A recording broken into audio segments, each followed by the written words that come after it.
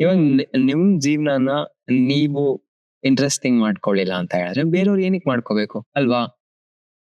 ಇವ್ರಿಗೆಲ್ಲ ಹಂಗೆ ಮಾಡೋದು. ಬೇರೆಯವ್ರಿಗೆ ವ್ಯಾಲಿಡೇಷನ್ ಕೇಳ್ತಾರೆ. ಓ ನಂಗೆ ಇಂಟ್ರೆಸ್ಟಿಂಗ್ ಆಗ್ಬೇಕು ನನ್ ಲೈಫ್, ನೀನ್ ಏನಾದ್ರು ಮಾಡು ನನ್ಗೆ ಅಂತ. ನಾನ್ ಯಾಕೆ ಮಾಡ್ಲಿ? ಅಲ್ವಾ? ನೀವು ನೀವ್ ಪೂರ್ತಿ ರೆಸ್ಪಾನ್ಸಿಬಿಲಿಟಿ ತಗೋಬೇಕು. ಇವಾಗೆಲ್ಲ ಹಾಗೆ ಅಲ್ವಾ ಮಾಡ್ತಾ ಇರೋದು. ಅವ್ರ ಪೂರ್ತಿ ಭಾವನೆಗಳನ್ನ, ಅವ್ರ ಜೀವನವನ್ನ ಬೇರೆಯವ್ರಲ್ಲಿ ಇಟ್ಬಿಡ್ತಾರೆ. ಓ ನನ್ಗೆ ಹಿಂಗ್ ಆಗ್ತದೆ ನೀನೇ ಕಾರಣ ಅಂತ. ಅವ್ರಿಗಂತವ್ರಿಗೆ ಏನ್ ಹೇಳಕ್ಕಾಗತ್ತೆ? ನೀವ್ ಎಷ್ಟು ಕಷ್ಟದ ಬಗ್ಗೆ ಯೋಚನೆ ಮಾಡ್ತೀರಾ ಅಷ್ಟು ಕಷ್ಟ ಬರುತ್ತೆ ನಿಮ್ಗೆ. ಇವಾಗ ಸತ್ಯವಾಗ್ಲೂ ಹೇಳ್ತೇನೆ, problem is a privilege. Problem is for the privileged. ಅವ್ರೆಲ್ಲ ಹೇಳ್ತಾರೆ, ಓ ಕಷ್ಟ, ನಾವು ಬಡವರು, ನಮ್ಗೆ ಕಷ್ಟ ಇದೆ. ನಿಮ್ಗೆ ಕಷ್ಟ ಇದೆ ಅಂದ್ರೆ ನಿಮ್ಗೇನೋ ಸುಖ ಇದೆ ಅಂತ ಅರ್ಥ. ಕಷ್ಟ ಯಾರಿಗ್ ಬರುತ್ತೆ ನೀವೇ ಹೇಳಿ? ಸುಖ ಇದ್ದವ್ರಕ್ಕಾನೆ ಬರೋದು ಕಷ್ಟ. ನೋಡಿ ಚೆನ್ನಾಗಿದೆ ಲೈನ್. ಕಷ್ಟ ಇಲ್ಲೂ ಹೇಳ್ತಾರ ಆಯ್ತಾ, ನೀವು ಜೀವನದಲ್ಲಿ ಎಷ್ಟು ಎಡವ್ತೀರಾ, ಎಷ್ಟು ಬೀಳ್ತೀರಾ, ಎಷ್ಟು ಫೇಲ್ ಆಗ್ತೀರಾ ಅಷ್ಟು ಒಳ್ಳೇದು.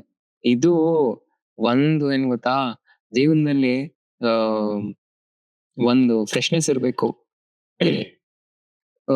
ಜೀವನ ಮಾಡಕ್ಕೆ ಖುಷಿ ಆಗ್ಬೇಕು ಅಂತ ಅನಿಸ್ಬೇಕಂದ್ರೆ ಹೊಸದ್ ಏನಾದ್ರು ಮಾಡ್ತಾನೆ ಇರ್ಬೇಕು. ನೀವ್ ಅದೇ ಕಿತ್ತೋಗಿರೋ ಕೆಲ್ಸನ ಮಾಡಿ ಮಾಡಿ 10 ವರ್ಷ ಮಾಡಿ, 20 ವರ್ಷ ಮಾಡಿ, 30 ವರ್ಷ ಅದೇ ಮಾಡ್ತಾ ಇದ್ರೆ ಇನ್ನ ಮುಖದಲ್ಲಿ ಕಳೆ ಹೆಂಗ್ ಬರುತ್ತೆ? ಓ ತುಂಬಾ ಆಬ್ವಿಯಸ್ಲಿ ಸುಸ್ತಲ್ಲ, ಸತ್ತೋಗಿರ್ತಾರೆ. ಸುಸ್ತನ್ನ ಕಾನ್ಸೆಪ್ಟ್ ಇರೋದೇ ಇಲ್ಲ ಅಲ್ಲಿ. ಅವ್ರು ಏನ್ ಕೆಲ್ಸಗಳ್ ಮಾಡ್ಬೇಕೋ ಅದನ್ನ ಮಾಡಲ್ಲ. ಯಾವ್ಯಾವ ವಿಷಯಗಳನ್ನ ತಿಳ್ಕೊಂಡ್ರೆ ಆರಾಮಾಗಿರ್ಬೋದು ಅದನ್ನು ತಿಳ್ಕೊಳಲ್ಲ. ಓ ನನ್ ಸುತ್ತಮುತ್ತ ಇರೋರೇ ಕಾರಣ ನನ್ ಜೀವನಕ್ಕೆ, ನನ್ ಹಿಂಗಿರಕ್ ಕಾರಣ ನನ್ ಸುತ್ತಮುತ್ತ ಇರೋರು. ಎಲ್ಲ ಆಂಟಿಗ್ ಅಂಕಲ್ಗಳೆಲ್ಲ ಇದಾರೆ, ಎಲ್ಲ ಸಾಯೋ ತನಕ ಇದೇ ಹೇಳ್ತಾ ಇರ್ತಾರ ಅವ್ರು. ಓ ನಂದ್ ಹಿಂಗ್ ಆಗೋಯ್ತು, ಹೀಗಾಗೋಯ್ತು. ಏನಕ್ ಹೀಗಾಯ್ತು? ಓ ನನ್ ಸುತ್ತಮುತ್ತ ಇರೋರಲ್ಲ, ಇವ್ರು ಯಾರು ಹೇಳಿದ್ರು ನಿಮ್ ಸುತ್ತಮುತ್ತ ಅವ್ರನ್ನ ಇಟ್ಕೊಳ್ಳಿ ಅಂತ? ಇದು ಹಿಂಗ್ ಮಾಡ್ಬಾರ್ದು. ಈ ಸಿಚುವೇಶನ್ ಬರ್ಲಿ, ಈ ಸಮಯ ಬರ್ಲಿ, ಈ ತರ ವ್ಯಕ್ತಿ ಬರ್ಲಿ, ಈ ಸ್ಥಿತಿಗೆ ನಾನು ಹೋಗ್ಲಿ ಜೀವನದಲ್ಲಿ, ಆಮೇಲೆ ಬದ್ಲಾಗ್ತೀನಿ. ಹಂಗಾಗಕ್ ನೀವೇ ಬೇಕಾ? ಯಾಕೆ ಗುಗ್ಗು ಬೇಕಾದ್ರೆ ಬದ್ಲಾಗ್ತಾರ ಹಂಗೆ? ಯಾವಾಗ ನೀವ್ ಬರೀ ಏನೋ ವೇಟ್ ಮಾಡ್ಕೊಂಡೇ ಇರ್ತೀರಾ, ಆಯ್ತು ಇದಾಗ್ಲಿ, ಇದಾದ್ಮೇಲೆ ನಾನ್ ಮಾಡ್ತೀನಿ, ಅದು ಬರದೇ ಇಲ್ಲ. ನೀವು ಮುಂದಕ್ಕೆ ಹೋಗಲ್ಲ.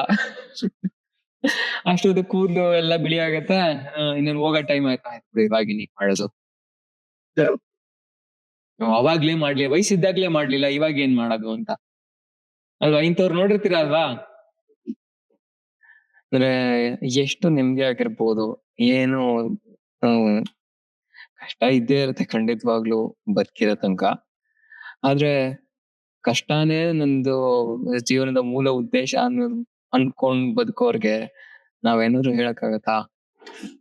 ನೀವ್ ಎಷ್ಟು ಕಷ್ಟದ ಬಗ್ಗೆ ಯೋಚನೆ ಮಾಡ್ತೀರಾ ಅಷ್ಟು ಕಷ್ಟ ಬರುತ್ತೆ ನಿಮ್ಗೆ. ಹೂ ಇಲ್ಲ ಹಂಗಿಲ್ಲ ಏನು ಇಲ್ಲ.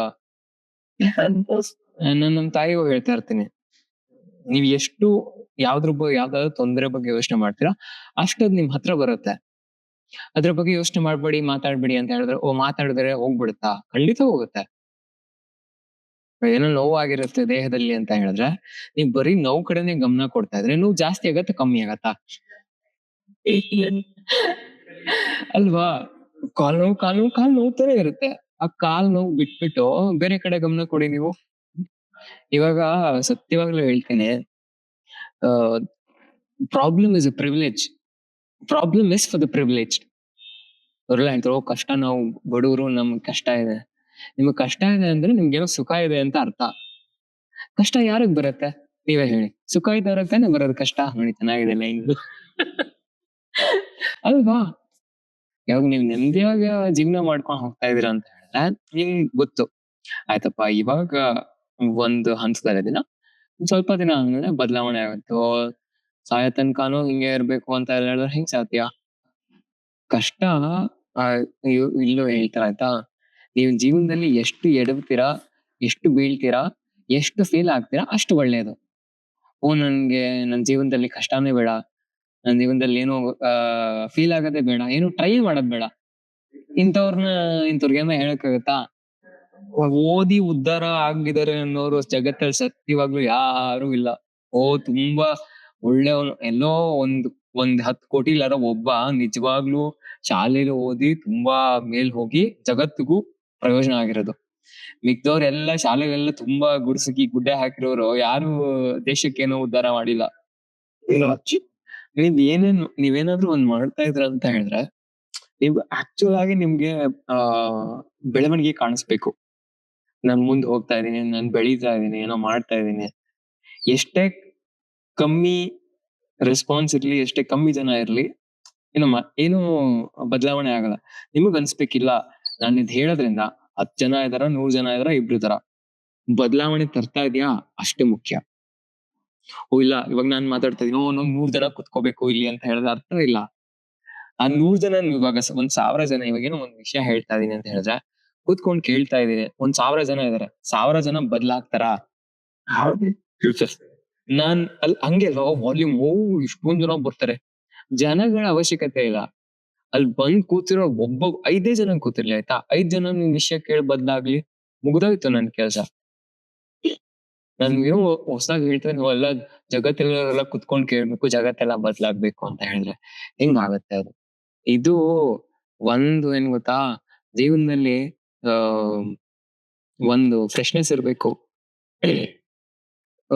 ಜೀವನ ಮಾಡಕ್ಕೆ ಖುಷಿ ಆಗ್ಬೇಕು ಅಂತ ಅನಿಸ್ಬೇಕಂದ್ರೆ ಹೊಸದ್ ಏನಾದ್ರು ಮಾಡ್ತಾನೆ ಇರ್ಬೇಕು. ನೀವ್ ಅದೇ ಕಿತ್ತೋಗಿರೋ ಕೆಲ್ಸನ ಮಾಡಿ ಮಾಡಿ ಒಂದ್ 10 ವರ್ಷ ಮಾಡಿ, 20 ವರ್ಷ ಮಾಡಿ, 30 ವರ್ಷ ಅದೇ ಮಾಡ್ತಾ ಇದ್ರೆ ಇನ್ನ ಮುಖದಲ್ಲಿ ಕಳೆ ಹೆಂಗ್ ಬರುತ್ತೆ? ತುಂಬಾ ಆಬ್ವಿಯಸ್ಲಿ ಸುಸ್ತಲ್ಲ, ಸತ್ತೋಗಿರ್ತಾರೆ. ಸುಸ್ತನ್ನ ಕಾನ್ಸೆಪ್ಟ್ ಇರೋದೇ ಇಲ್ಲ ಅಲ್ಲಿ, ಅಲ್ವಾ? ಏನಕ್ಕೆ ಅಷ್ಟೊಂದೆಲ್ಲ ಮಾಡ್ತೀರಾ? ಸುಮ್ನೆ ಒಂದ್ ಕೆಲ್ಸ ಮಾಡ್ಕೊಂಡು ಸುಮ್ನೆ ಇರಕ್ಕಾಗಲ್ವಾ? ಅದಕ್ಕೂ ಏನು ಕಂಪ್ಯಾರಿಸನ್ ಇಲ್ಲ. ಇವಾಗ ನಿಮ್ ಜೀವನನ ನೀವು ಇಂಟ್ರೆಸ್ಟಿಂಗ್ ಮಾಡ್ಕೊಳ್ಳಿಲ್ಲ ಅಂತ ಹೇಳಿದ್ರೆ ಬೇರೆಯವ್ರು ಏನಕ್ ಮಾಡ್ಕೋಬೇಕು, ಅಲ್ವಾ? ಇವ್ರಿಗೆಲ್ಲ ಹಂಗೆ ಮಾಡೋದು, ಬೇರೆಯವ್ರಿಗೆ ವ್ಯಾಲಿಡೇಷನ್ ಕೇಳ್ತಾರೆ. ನಂಗೆ ಇಂಟ್ರೆಸ್ಟಿಂಗ್ ಆಗ್ಬೇಕು ನನ್ ಲೈಫ್, ನೀನ್ ಏನಾದ್ರು ಮಾಡು ನನ್ಗೆ ಅಂತ. ನಾನ್ ಯಾಕೆ ಮಾಡ್ಲಿ? ಅಲ್ವಾ? ನೀವು ನೀವ್ ಪೂರ್ತಿ ರೆಸ್ಪಾನ್ಸಿಬಿಲಿಟಿ ತಗೋಬೇಕು. ಇವಾಗೆಲ್ಲ ಹಾಗೆ ಅಲ್ವಾ ಮಾಡ್ತಾ ಇರೋದು? ಅವ್ರ ಪೂರ್ತಿ ಭಾವನೆಗಳನ್ನ, ಅವ್ರ ಜೀವನವನ್ನ ಬೇರೆಯವ್ರಲ್ಲಿ ಇಟ್ಬಿಡ್ತಾರೆ. ನನ್ಗೆ ಹಿಂಗ್ ಆಗ್ತದೆ, ನೀನೇ ಕಾರಣ ಅಂತ. ಅವ್ರಿಗಂತವ್ರು ಏನ್ ಹೇಳಕ್ಕಾಗತ್ತೆ? ಅವ್ರು ಏನ್ ಕೆಲ್ಸಗಳ್ ಮಾಡ್ಬೇಕೋ ಅದನ್ ಮಾಡಲ್ಲ. ಯಾವ್ಯಾವ ವಿಷಯಗಳನ್ನ ತಿಳ್ಕೊಂಡ್ರೆ ಆರಾಮಾಗಿರ್ಬೋದು ಅದನ್ನು ತಿಳ್ಕೊಳಲ್ಲ. ನನ್ ಸುತ್ತಮುತ್ತ ಇರೋರೇ ಕಾರಣ ನನ್ ಜೀವನಕ್ಕೆ, ನನ್ ಹಿಂಗಿರಕ್ ಕಾರಣ ನನ್ ಸುತ್ತಮುತ್ತ ಇರೋರು. ಎಲ್ಲ ಆಂಟಿಗ್ ಅಂಕಲ್ಗಳೆಲ್ಲ ಇದಾರೆ, ಎಲ್ಲ ಸಾಯೋ ತನಕ ಇದೇ ಹೇಳ್ತಾ ಇರ್ತಾರ ಅವ್ರು. ನಂದ್ ಹಿಂಗ್ ಆಗೋಯ್ತು, ಹೀಗಾಗೋಯ್ತು. ಏನಕ್ ಹೀಗಾಯ್ತು? ನನ್ ಸುತ್ತಮುತ್ತ ಇರೋರಲ್ಲ ಹಂಗಿದ್ರು. ಯಾರು ಹೇಳಿದ್ರು ನಿಮ್ ಸುತ್ತಮುತ್ತ ಯಾರೋ ಅವ್ರನ್ನ ಇಟ್ಕೊಳ್ಳಿ ಅಂತ? ನಮ್ಮಿಂದ ಆಗಿತ್ತು ಅಂತ ಯಾರು ಹೇಳಲ್ಲ, ಬೇರೆಯವರಿಂದ ನಂಗೆ ಹಿಂಗಾಯ್ತು. ಯಾಕಂದ್ರೆ ಅವ್ರ ತಲೆ ಇರ್ಲಿಲ್ಲ ಅಂತ ಅವ್ರಿಗೆ ಬಾಯ್ ಬಿಟ್ಟು ಹೇಳಕ್ ಆಗಲ್ಲ. ನಂಗ್ ತಲೆ ಇರ್ಲಿಲ್ಲ ಅದಕ್ಕೆ ನಾನು ಅವ್ರು ಹೇಳಿದ್ ಕೇಳ್ದೆ ಅಂತ ಅವ್ರು ಹೇಳಲ್ಲ ಯಾವತ್ತುವೆ. ನಾವ್ ದಡ್ರು, ನಾನ್ ದಡ್ಡ ಅದಕ್ಕೆ ನಾನ್ ಬೇರೆಯವ್ರ ಮಾತ್ ಕೇಳ್ದೆ ಅಂತ ಯಾವತ್ತೂ ಹೇಳಲ್ಲ. ಅವ್ರ್ ಹಿಂಗ್ ಹೇಳ್ಬಿಟ್ರು, ನಂಗ್ ಮಾಡ್ಸಿದ್ರು, ಅದು ಹೇಳಲ್ಲ. ಅವ್ರ್ ಹಿಂಗ್ ಹೇಳ್ಬಿಟ್ರು ಅಂತ, ಅವ್ರ್ ಹಿಂಗ್ ಮಾಡ್ಸಿದ್ರು ನನ್ ಕೈಲಿ ಬಲವಂತವಾಗಿ ಅಂತ. ಒಳಗೆ ನೋಡ್ಕೊಳಕ್ ಹೋಗೋದೇ ಇಲ್ಲ ಅವ್ರು. ಆಯ್ತು ಏನಕ್ ಹಿಂಗ್ ಆಯ್ತು ನಂಗೆ, ಇದಕ್ ನಾನೇ ಕಾರಣನಾ ಬೇರೆ ಯಾರಾದ್ರೂ ಕಾರಣನಾ ಅಂತ ನೋಡೋದಿಲ್ಲ ಅವರು. ನೀವು ಬದ್ಲಾಗ್ಬೇಕು ಅಂತ ನಿಶ್ಚಯ ಮಾಡಿದ್ರೆ ಅನ್ಕೊಳ್ಳಿ, ಹಿಂಗಾಗತ್ತೆ. ಎಲ್ಲಾರು ಏನ್ ಗೊತ್ತಾ, ಅದನ್ನ ನಿಶ್ಚಯ ಮಾಡಲ್ಲ. ಬದ್ಲಾಗ್ಬೇಕು ಅಂತ ಅವ್ರು ನಿಶ್ಚಯ ಮಾಡಲ್ಲ. ಬೇರೆಯವ್ರ ಜನಗಳ ಹತ್ರ ಹೋಗಕ್ ಶುರು ಮಾಡ್ತಾರೆ. ಅವ್ರನ್ನ ಭೇಟಿ ಆದ್ರೆ ನಾನ್ ಬದ್ಲಾಗ್ತೀನಿ ಅಂತ ಅನ್ಕೋತಾರೆ. ಅದು ಒಂದ್ ಚಿಕ್ಕ ಪಾರ್ಟ್ ಅಷ್ಟೇ. ಅವ್ರು ಮೊದ್ಲು ಒಳಗೆ ನಿಶ್ಚಯ ಮಾಡ್ಬೇಕು. ಆಯ್ತು ನಾನ್ ಚೇಂಜ್ ಆಗ್ತೀನಿ, ನಾನ್ ಡಿಸೈಡ್ ಮಾಡ್ಬಿಡಿದೀನಿ. ಆಕಾಶ ತಲೆ ಕೆಳಗ್ ಬಿದ್ರು ಅಷ್ಟೇ ನಾನ್ ಬದ್ಲಾಗ್ತೀನಿ ಅಂತ ಅವ್ರು ನಿಶ್ಚಯ ಮಾಡ್ಬೇಕು. ಅವಾಗ ಯಾರಾದ್ರೂ ಹಿಡಿಯಕ್ಕಾಗತ್ತಾ ನಿಮ್ನ? ಇವಾಗ ಇವ್ರು ಹೇಳಿದ್ರಲ್ಲ, ನಾನ್ ಇಲ್ಲಿ ಬರ್ಬೇಕು ಅಂತ ಡಿಸೈಡ್ ಮಾಡಿದೀನಿ, ಏನಾದ್ರೂ ಅಷ್ಟೇ ಆ ಟೈಮ್ ಮುಗಿಲೇಬೇಕು ಎಲ್ಲಾ ಕೆಲ್ಸಗಳು. ಹಂಗ್ ಮಾಡಲ್ಲ ಎಲ್ಲಾರುವೆ. ನಾನ್ ಬದ್ಲಾಗ್ಬೇಕಾ? ಆಯ್ತು ಬೇರೆ ಯಾರೋ ಬರ್ಬೇಕು ನಾನ್ ಬದ್ಲಾಯ್ಸಕ್ಕೆ. ಈ ಈ ಈ ಈ ಸಿಚುಯೇಷನ್ ಬರ್ಬೇಕು, ಈ ವ್ಯಕ್ತಿ ಬರ್ಬೇಕು, ಈ ತರ ದೇಶಕ್ ಹೋಗ್ಬೇಕು, ಇಲ್ಲ ಆಗ್ಬೇಕು. ಅವ್ರ ಬದಲಾವಣೆನ ವಸ್ತು, ಮನುಷ್ಯರು, ಸಮಯಕ್ಕೆ ನಂಟ್ ಹಾಕ್ಬಿಡ್ತಾರೆ. ಆ ಟೈಮ್ ಬರಲ್ಲ, ಆ ಜನ ಬರಲ್ಲ, ಆ ಸಿಚುಯೇಷನ್ ಬರಲ್ಲ, ಇವ್ರ ಲೈಫ್ ಬದಲಾಗಲ್ಲ, ಅಲ್ವಾ? ಈ ತರ ಇರ್ತೀರ ನೋಡಿರ್ತೀರ ಅಲ್ವಾ? ಹಿಂಗಾಗ್ಲಿ ಅವಾಗ ನಾನ್ ಆಗ್ತೀನಿ, ಬದ್ಲಾಗ್ತೀನಿ ಅಂತ. ಇದು ಹಿಂಗ್ ಮಾಡ್ಬಾರ್ದು. ಈ ಸಿಚುಯೇಷನ್ ಬರ್ಲಿ, ಈ ಸಮಯ ಬರ್ಲಿ, ಈ ತರ ವ್ಯಕ್ತಿ ಬರ್ಲಿ, ಈ ಸ್ಥಿತಿಗ್ ನಾನು ಹೋಗ್ಲಿ ಜೀವನದಲ್ಲಿ, ಆಮೇಲೆ ಬದ್ಲಾಗ್ತೀನಿ. ಹಂಗಾಗಕ್ ನೀವೇ ಬೇಕಾ? ಯಾಕೆ ಗುಗ್ಗು ಬೇಕಾದ್ರೆ ಬದ್ಲಾಗ್ತಾರ ಹಂಗೆ? ಯಾವಾಗ ನೀವ್ ಬರೀ ಏನೋ ವೇಟ್ ಮಾಡ್ಕೊಂಡೇ ಇರ್ತೀರಾ, ಆಯ್ತು ಇದಾಗ್ಲಿ, ಇದಾದ್ಮೇಲೆ ನಾನ್ ಮಾಡ್ತೀನಿ, ಅದು ಬರದೇ ಇಲ್ಲ, ನೀವು ಮುಂದಕ್ ಹೋಗಲ್ಲ. ಅಷ್ಟೊತ್ತು ಕೂದ್ಲು ಎಲ್ಲ ಬಿಳಿ ಆಗತ್ತೆ. ಇನ್ನೇನ್ ಹೋಗೋ ಟೈಮ್ ಆಯ್ತು. ಆಯ್ತು ಬಿಡು ಇವಾಗ ಇನ್ನೇನ್ ಮಾಡೋದು. ಅವಾಗ್ಲೇ ಮಾಡ್ಲಿ ವಯಸ್ಸಿದ್ದಾಗ್ಲೇ ಮಾಡ್ಲಿಲ್ಲ ಇವಾಗ ಏನ್ ಮಾಡೋದು ಅಂತ ಅಲ್ವಾ? ಇಂಥವ್ರು ನೋಡಿರ್ತೀರ ಅಲ್ವಾ? ಓ ನಂಗ್ ವಯಸ್ಸಿದ್ದಾಗ ಮಾಡಕ್ಕಾಗ್ಲಿಲ್ಲ ಯಾಕೆ?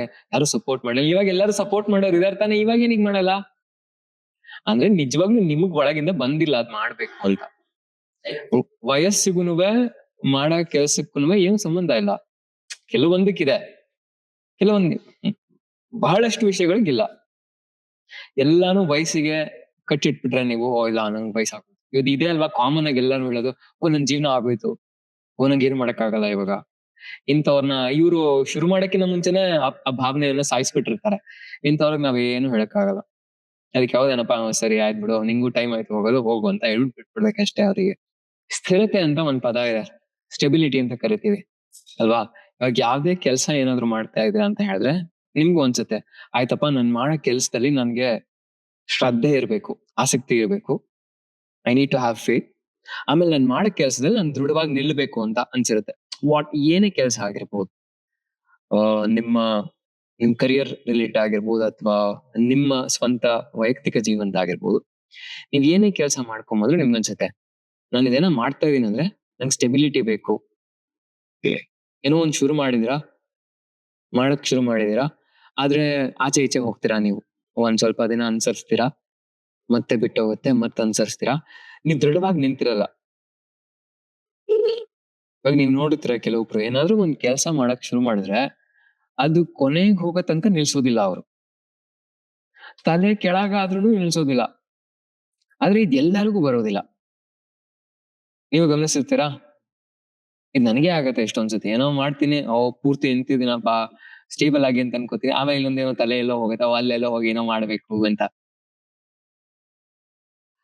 ಏನಿಗ್ ಗೊತ್ತಾ ಇದಾಗೋದು? ಯೋಚನೆ ಮಾಡಿದ್ರಾ? ಏನಿಕ್ ನನ್ಗೆ ಸ್ಟೆಬಿಲಿಟಿ ಇರಲ್ಲ, ಯಾವ್ದೇ ಒಂದು ದೃಢತೆ ಇರಲ್ಲ, ಸ್ಥಿರತೆ ಇರೋದಿಲ್ಲ. ಯಾವ್ದೇ ಒಂದ್ ಕೆಲ್ಸ ಮಾಡೋದಾಗಿರ್ಬೋದು, ಯಾವ್ದೇ ಒಂದ್ ವಿಷಯದ ಬಗ್ಗೆ ತಿಳ್ಕೊಳಕ್ಕೆ ನೀವ್ ಶುರು ಮಾಡ್ತೀರಾ. ಆದ್ರೆ ನೀವ್ ದೃಢವಾಗಿ ನಿಲ್ಲೋದಿಲ್ಲ ಅಲ್ಲಿ. ತಲೆ 1,000 ಕಡೆ ಹೋಗತ್ತೆ. ಆಲೋಚನೆಗಳು 1,000 ಕಡೆ ಹೋಗತ್ತೆ. ನಿಮ್ ದೇಹ ಇಲ್ಲಿರುತ್ತೆ. ನೀವೆಲ್ಲೆಲ್ಲೋ ಇರ್ತೀರಾ. ಇದಕ್ಕೆ ಯೋಗ ಸೂತ್ರದಲ್ಲಿ ಏನಿಕ್ ಹಿಂಗಾಗತ್ತೆ ಅಂತ ಒಂದ್ 7-8 ಕಾರಣಗಳನ್ನ ಹೇಳ್ತಾರೆ. ಏನಕ್ಕೆ ನಿಮ್ಗೆ ಮಾನಸಿಕವಾಗಿ ದೃಢತೆ ಕಮ್ಮಿ ಇರುತ್ತೆ, ಸ್ಥಿರತೆ ಏನಕ್ಕಿರೋದಿಲ್ಲ, ಯಾವ್ದಾದ್ರು ಒಂದ್ ಕೆಲ್ಸ ಮಾಡಕ್ ಶುರು ಮಾಡಿದಾಗ ಏನಕ್ಕೆ ನೀವು ಅದನ್ನ ಮುಂದುವರ್ಸ್ಕೊಂಡ್ ಹೋಗಲ್ಲ ಅನ್ನೋದಕ್ಕೆ ಮೊದಲನೇ ಕಾರಣ ಏಕಾಗ್ರತೆ ಅಂತ ಪದ ಕೇಳಿದ್ರೆ ನೀವು ಅಲ್ವಾ? ಏಕಾಗ್ರತೆ ಅಂತ ಹೇಳಿದ್ರೆ ಒನ್ ಪಾಯಿಂಟೆಡ್ ಅವೇರ್ನೆಸ್. ಅಂದ್ರೆ ಒಂದೇನಾದ್ರು ಕೆಲಸ ಮಾಡ್ತಾ ಇದೀರಾ ಅಂದ್ರೆ ಅದಕ್ಕೆ ಪೂರ್ತಿ ಗಮನ ಕೊಟ್ಟು ಅಭ್ಯಾಸ ಮಾಡ್ತಾ ಹೋಗ್ಬೇಕಾಗತ್ತೆ. ಇದಕ್ಕೆ ಒಂದ್ ಸೂತ್ರ ಇದೆ, ತತ್ತತ್ರ ಪ್ರತ್ಯೇಕತಾ ಅಂತ. ಸಾರಿ, ತತ್ ಪ್ರತಿಷೇಧಾರ್ಥಂ ಏಕತತ್ವ ಅಭ್ಯಾಸ ಅಂತ ಒಂದು ಸೂತ್ರ. ಏಕಾಗ್ರತೆ ಎಲ್ಲ ಪದ ಕೇಳಿದಿರ. ಒನ್ ಪಾಯಿಂಟೆಡ್ ಅವೇರ್ನೆಸ್ ಅಂತ ಹೇಳ್ತೀವಿ. ಈ ಒನ್ ಪಾಯಿಂಟೆಡ್ ಅವೇರ್ನೆಸ್ ಅಥವಾ ಯಾವ್ದೋ ಒಂದ್ ಕೆಲಸ ಮಾಡಕ್ ಶುರು ಮಾಡಿದಾಗ ಬರೀ ಆ ಕೆಲ್ಸದ ಬಗ್ಗೆನೆ ಆಲೋಚನೆಗಳು ಬರ್ಬೇಕು, ಭಾವನೆಗಳು ಬರ್ಬೇಕು, ಇದೆಲ್ಲ ಬರ್ಬೇಕು. ಸುಮಾರು ಸತಿ ಏನಾಗುತ್ತೆ ಅಂದ್ರೆ ಒಂದ್ ವಿಷಯದ ಬಗ್ಗೆ ಯೋಚನೆ ಮಾಡಕ್ ಶುರು ಮಾಡ್ತೀರಾ. ಅದ್ರ ಮಧ್ಯೆ 1,000 ಅಡಚಣೆಗಳು ಬರತ್ ನಮ್ಗೆ. ಇವಾಗ ಏನೋ ಬರೆಯಕ್ ಶುರು ಮಾಡ್ತೀರಾ, ಇಲ್ಲೇನೋ ನೋಡ್ತೀರಾ, ತಲೆ ಇನ್ನೆಲ್ಲೋ ಹೋಗತ್ತೆ, ಇಲ್ಲಿಂದ ಹೋಗ್ಬೇಕು, ಈ ಪೇಜ್ ಹೋಗಲ್ಲ, ಇಲ್ಲೆಲ್ಲೋ ಹಿಂದೆ ತೆಗಿತೀರಾ, ಇಲ್ಲೇನೋ ಓದ್ತೀರಾ. ಇಲ್ಲಿ ಶುರು ಮಾಡಿದ್ರೆ ಇಲ್ಲಿ ತನಕ ಮುಗಿಸೋದಿಲ್ಲ ನೀವು. ಹಿಂಗಾದಾಗ ನಿಮ್ಗೆ ದೃಢವಾಗಿ ಏನಾದ್ರೂ ಅನುಸರಿಸಕ್ಕಾಗತ್ತಾ? ನೀವ್ ಯಾವ್ದೇ ಚಿಕ್ಕ ಸುಮ್ನೆ ಹಿಂಗ್ ಕಸ ಹೊಡೆಯೋದಾಗಿ ಒಂದ್ ಹಾಲನ್ ಕಸ ಹೊಡೀರಿ ಅಂತ ಹೇಳ್ತೀನಿ ನಾನು. ಇವಾಗ ಇದೇ ತಗೊಳ್ಳೋಣ, ಇದು ಒಂದ್ ದೊಡ್ಡ ಹಾಲ್ ಇದೆ, ಕಸ ಗುಡ್ಸಿ ಅಂತ ಹೇಳ್ತೀನಿ. ತಿಳಿದವ್ರು ಏನ್ ಮಾಡ್ತಾರೆ, ಒಂದ್ ಮೂಲೆಯಿಂದ ಕಸ ಗುಡಿಸ್ಕೊಂಡ್ ಬರ್ತಾರೆ. ಆಯ್ತಾ? ಯಾಕೆ? ಅಭ್ಯಾಸ ಮಾಡ್ತಾ ಮಾಡ್ತಾ ಗೊತ್ತಾಗಿರುತ್ತೆ ಅವ್ರಿಗೆ. ಇವಾಗ ಮಧ್ಯದಿಂದ ಕಸ ಹೊಡಿಯಕ್ಕಾಗತ್ತಾ? ಇಲ್ಲ. ಏನ್ ಮಾಡ್ತಾರೆ, ಒಂದ್ ಮೂಲೆಯಿಂದ ಕ್ಲೀನ್ ಆಗಿ ಕಸವನ್ನ ಗುಡಿಸ್ತಾ ಗುಡಿಸ್ತಾ ಒಂದ್ ಮೂಲೆಗೆ ತಗೊಂಬಂದು ಇಡ್ತಾರೆ. ಇವಾಗ ಇವ್ರು ಅವಳ ಕೈ ಕೊಡ್ತೀನಿ ಅನ್ಕೊಳ್ಳಿ ಪರ್ಕೆನ. ಅವಳು ಸಿಕ್ಕಿದ ಕಡೆ ಹಿಂಗೆ ಸುಮ್ನೆ ಪರ್ಕೆ ಆಡಿಸ್ತಾ ಬರ್ತಾಳೆ. ಕಸ ಒಂದ್ ಕಡೆ ಇರೋದಿಲ್ಲ, ಇನ್ನ ಕಸ ಹರಡತ್ತೆ ಎಲ್ಲಾ ಕಡೆ. ಇದು ಚಿಕ್ಕ ಕೆಲ್ಸನ. ಆದ್ರೆ ಏಕಾಗ್ರತೆ ಬೇಕಿತ್ತು ಅದಕ್ಕೂನುವೆ. You needed one pointed awareness. ಯಾವ್ದಕ್ಕೆ? ಕಸದ ಕಡೆ ಗಮನ ಇರ್ಬೇಕು ನಿಮಗೆ.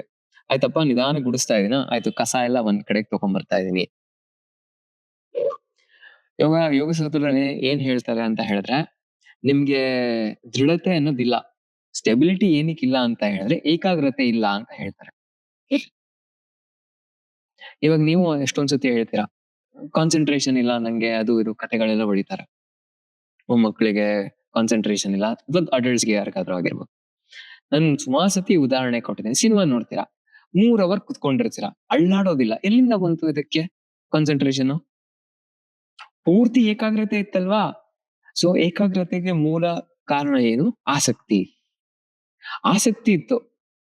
ಇವಾಗ ಪಟಾಕಿ, ದೀಪಾವಳಿ ಬಂದ್ರೆ ಪಟಾಕಿ ಹೊಡಿಯಕ್ 2 ಅವರ್ ಪೂರ್ತಿ ಆಸಕ್ತಿ ಇರುತ್ತೆ ಮಕ್ಳಿಗೆ. ಎಷ್ಟು ಎಕ್ಸೈಟ್ಮೆಂಟ್ ಏನೋ ಮತ್ತೆ ಉತ್ಸಾಹ ಇರುತ್ತೆ, ಖುಷಿ ಇರುತ್ತೆ. ಅದೇ ಓದಿದ್ರಲ್ಲಿ ಬರೋದಿಲ್ಲ. ಯಾಕೆ? ಆಸಕ್ತಿ ಇಲ್ಲ.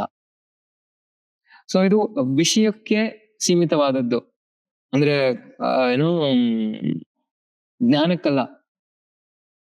ಸೊ ನಿಮ್ಗೆ ಆ ವಿಷಯದ ಮೇಲೆ ಆಸಕ್ತಿ ಇತ್ತು ಅಂತ ಹೇಳಿದ್ರೆ ಸಹಜವಾಗಿ ನಿಮ್ಗೆ ಅದ್ರ ಬಗ್ಗೆ ಒಲವು ಬಂದೇ ಬರುತ್ತೆ. You start developing love towards it. ಅವಾಗ ನಿಮ್ಗೆ ಏಕಾಗ್ರತೆ ಅನ್ನೋದು ಬಂದೇ ಬರುತ್ತೆ. ಇವಾಗ ನೀವು ಇಲ್ಲಿ ಕುತ್ಕೊಂಡು ಏನಕ್ಕೆ ಕೇಳ್ತಾ ಇದೀರಾ ಅಂದ್ರೆ ಒಂದ್ ರೀತಿಯಾದ ಪ್ರೀತಿ ಇದೆ ನಿಮ್ಗೂ ಈ ಜ್ಞಾನಕ್ಕೆ. ಆಯ್ತು ನಾನು ಕೇಳ್ತಾ ಇದ್ದೀನಿ, ಈ ವಿಷಯವನ್ನ ಕೇಳ್ತಾ ಕೇಳ್ತಾ ನನ್ಗೂ ಒಂದ್ ರೀತಿಯಾದ ಅನುಭವ ಆಗ್ತಾ ಇದೆ ಅನ್ನೋ ಸ್ಥಿತಿಗೆ ಬರ್ತೀರಾ ನೀವು, ಅಲ್ವಾ? ಇಲ್ಲಾಂದ್ರೆ ಸುಮ್ನೆ ಪೆದ್ದ ಹಿಂಗ್ ಬಂದ್ ಕೂತ್ಕೊಂಡು ಕೇಳಕ್ಕಾಗತ್ತಾ? ಭಯ ಪಡ್ಸ್ ಕೇಳಕ್ ಭಯ ಭಯ ಹುಟ್ಟಾಕಿ ಈ ವಿಷಯಗಳನ್ನ ಹೇಳ್ಕೊಡಕ್ ಆಗಲ್ಲ, ಅಲ್ವಾ? ಇವಾಗ ಮಕ್ಳಿಗೆ ಹಂಗೆ ಮಾಡುದು, ಭಯ ಪಡಿಸ್ಬಿಟ್ಟು ಓದಿಸ್ತೀರಾ, ಏನಾಗತ್ತೆ? ಅವು ದೊಡ್ಡವಾಗ್ಮೇಲೆ ತಲೆನೇ ಕೆಡ್ಸ್ಕೊಳಕ್ ಹೋಗಲ್ಲ. ಆ ಭಯದ ಬದಲು ನೀವ್ ಹಿಂಗ್ ಮಾಡಿದ್ರೆ ಆಯ್ತು, ಅವ್ರಿಗೆ ನಿಜವಾಗ್ಲೂ ಪ್ರೀತಿ ಹುಟ್ಟಿಸಿದ್ರೆ ತಾನೇ ಬಂದ್ ಕೂತ್ಕೋತಾರೆಲ್ಲ. ಈ ವಿಷಯವನ್ನ ಕೇಳಿದಾಗ ಇವಾಗ ನಾನು ಇದನ್ನ ಸುಮಾರು 15 ವರ್ಷದಿಂದ ಈ ತರ ಕೇಳಕ್ ಶುರು ಮಾಡ್ದೆ. ನಾನ್ ಎಲ್ಲ ವಯಸ್ಸಾಗಿರೋರು ಕುತ್ಕೊಂಡಿರ್ತಾ ಇದ್ದಾರೆ, ನಾನು ಒಬ್ನೇ ಚಿಕ್ಕ ಹುಡುಗ ಇರ್ತಾ ಇದ್ದು. ನಾನ್ ಏನಕ್ಕೆ ಕೇಳ್ತಾ ಇದ್ದೆ ಅಂದ್ರೆ ಆಯ್ತಪ್ಪ ಇವ್ರು ಏನೋ ನನ್ ಶಾಲೆಯಲ್ಲಿ ಹೇಳ್ಕೊಡದೇ ಇರೋದು, ನಮ್ ತಂದೆ ತಾಯಿ ಹೇಳ್ತಾ ಇರೋದು ಎಲ್ಲಾ ಹೇಳ್ತಾ ಇದಾರೆ. ಆಮೇಲೆ ಈ ವಿಷಯ ಕೇಳೋದ್ರಿಂದ ನನ್ಗೆ ತುಂಬಾ ಆರಾಮ್ ಅಂತ ಅನಿಸ್ತಾ ಇದೆ ಮಾನಸಿಕವಾಗಿ ಅಂತ ನಾನು ಕುತ್ಕೊಂಡು ಕೇಳ್ತಾ ಇದ್ದೆ. ಅದ್ ಒಂದೇ ಮನೋಭಾವನೆ, ನಾನ್ ಈ ತರ ಕುತ್ಕೊಂಡ್ ಮುಂದೆ ನಾನ್ ಹಿಂಗ್ ಹೇಳ್ತೀನಿ ಅದೆಲ್ಲ ಏನೂ ಇರ್ಲಿಲ್ಲ. ಏಕಾಗ್ರತೆ ಇತ್ತು. ಅವ್ರೆಲ್ಲ ನಿದ್ದೆ ಹೊಡಿತಾ ಇದ್ರು. ಇವಾಗ ಪ್ರವಚನದಲ್ಲಿ ಏನ್ ಮಾಡ್ತಾರೆ, ಇವಾಗ ನೀವೇ ನೋಡ್ತೀರಾ, ಪ್ರವಚನಗಳಿಗೆ ಹೋಗ್ತಾರೆ ಎಲ್ಲ ವಯಸ್ಸಾಗಿ ಸಾಯೋ ಟೈಮಲ್ಲಿ ಭಗವದ್ಗೀತಾ ಇಟ್ಕೊಂಡು ಭಗವಂತ ಅಂತ ಹೇಳ್ಬಿಟ್ಟು ಹೋದ್ರೆ ಯಾವ ಭಗವಂತನೂ ಬರಲ್ಲ ನಿಮ್ ಹತ್ರ. ಇವಾಗ ಹಂಗೆ ಅಲ್ವಾ ಮಾಡ್ತಿರೋದು? ಮಠಗಳಿಗೆ, ದೇವಸ್ಥಾನಕ್ಕೆ, ಪ್ರವಚನಗಳಿಗೆಲ್ಲ ಯಂಗ್ಸ್ಟರ್ಸ್ ಹೋಗ್ಬೇಕು. ವಯಸ್ಸಿದ್ದಾಗ ದೇಹದಲ್ಲಿ ಮನಸ್ಸಲ್ಲಿ ಹೊಸ ವಿಷಯಗಳನ್ನ ಕಲ್ತ್ಕೊಂಡಾಗ ಸಾಯೋ ಟೈಮಲ್ಲಿ ನೆಮ್ಮದಿಯಾಗಿ ಸಾಯ್ಬಹುದು. ಹಂಗ್ ಮಾಡಲ್ಲ ಅವರು. ಸಾಯೋ ಟೈಮಲ್ಲಿ ನನ್ ಪ್ರವಚನ ಕೇಳ್ತೀನಿ ಅಂತ ಹೋದ್ರೆ ಅಲ್ಲೆಲ್ಲ ಬರೋರಾಯ್ತಾ ಎಲ್ಲ ಕುತ್ಕೊಂಡು ನಿದ್ದೆ ಹೊಡಿಯೋರು. ಇವ್ರು ಏನ್ ಮಾಡ್ತಾ ಇದಾರೆ? ಅವ್ರು ಅಲ್ಲಿ ವರ್ಕೊಳಕ್ಕೆಲ್ಲ ಕೂತ್ಕೊಂಡ್ರೆ ಹಿಂಗೆ ಲಿಟರಲಿ ಬಿದೋಗ್ತಾ ಇದ್ರು ಎಷ್ಟೊಂದ್ಸತಿ.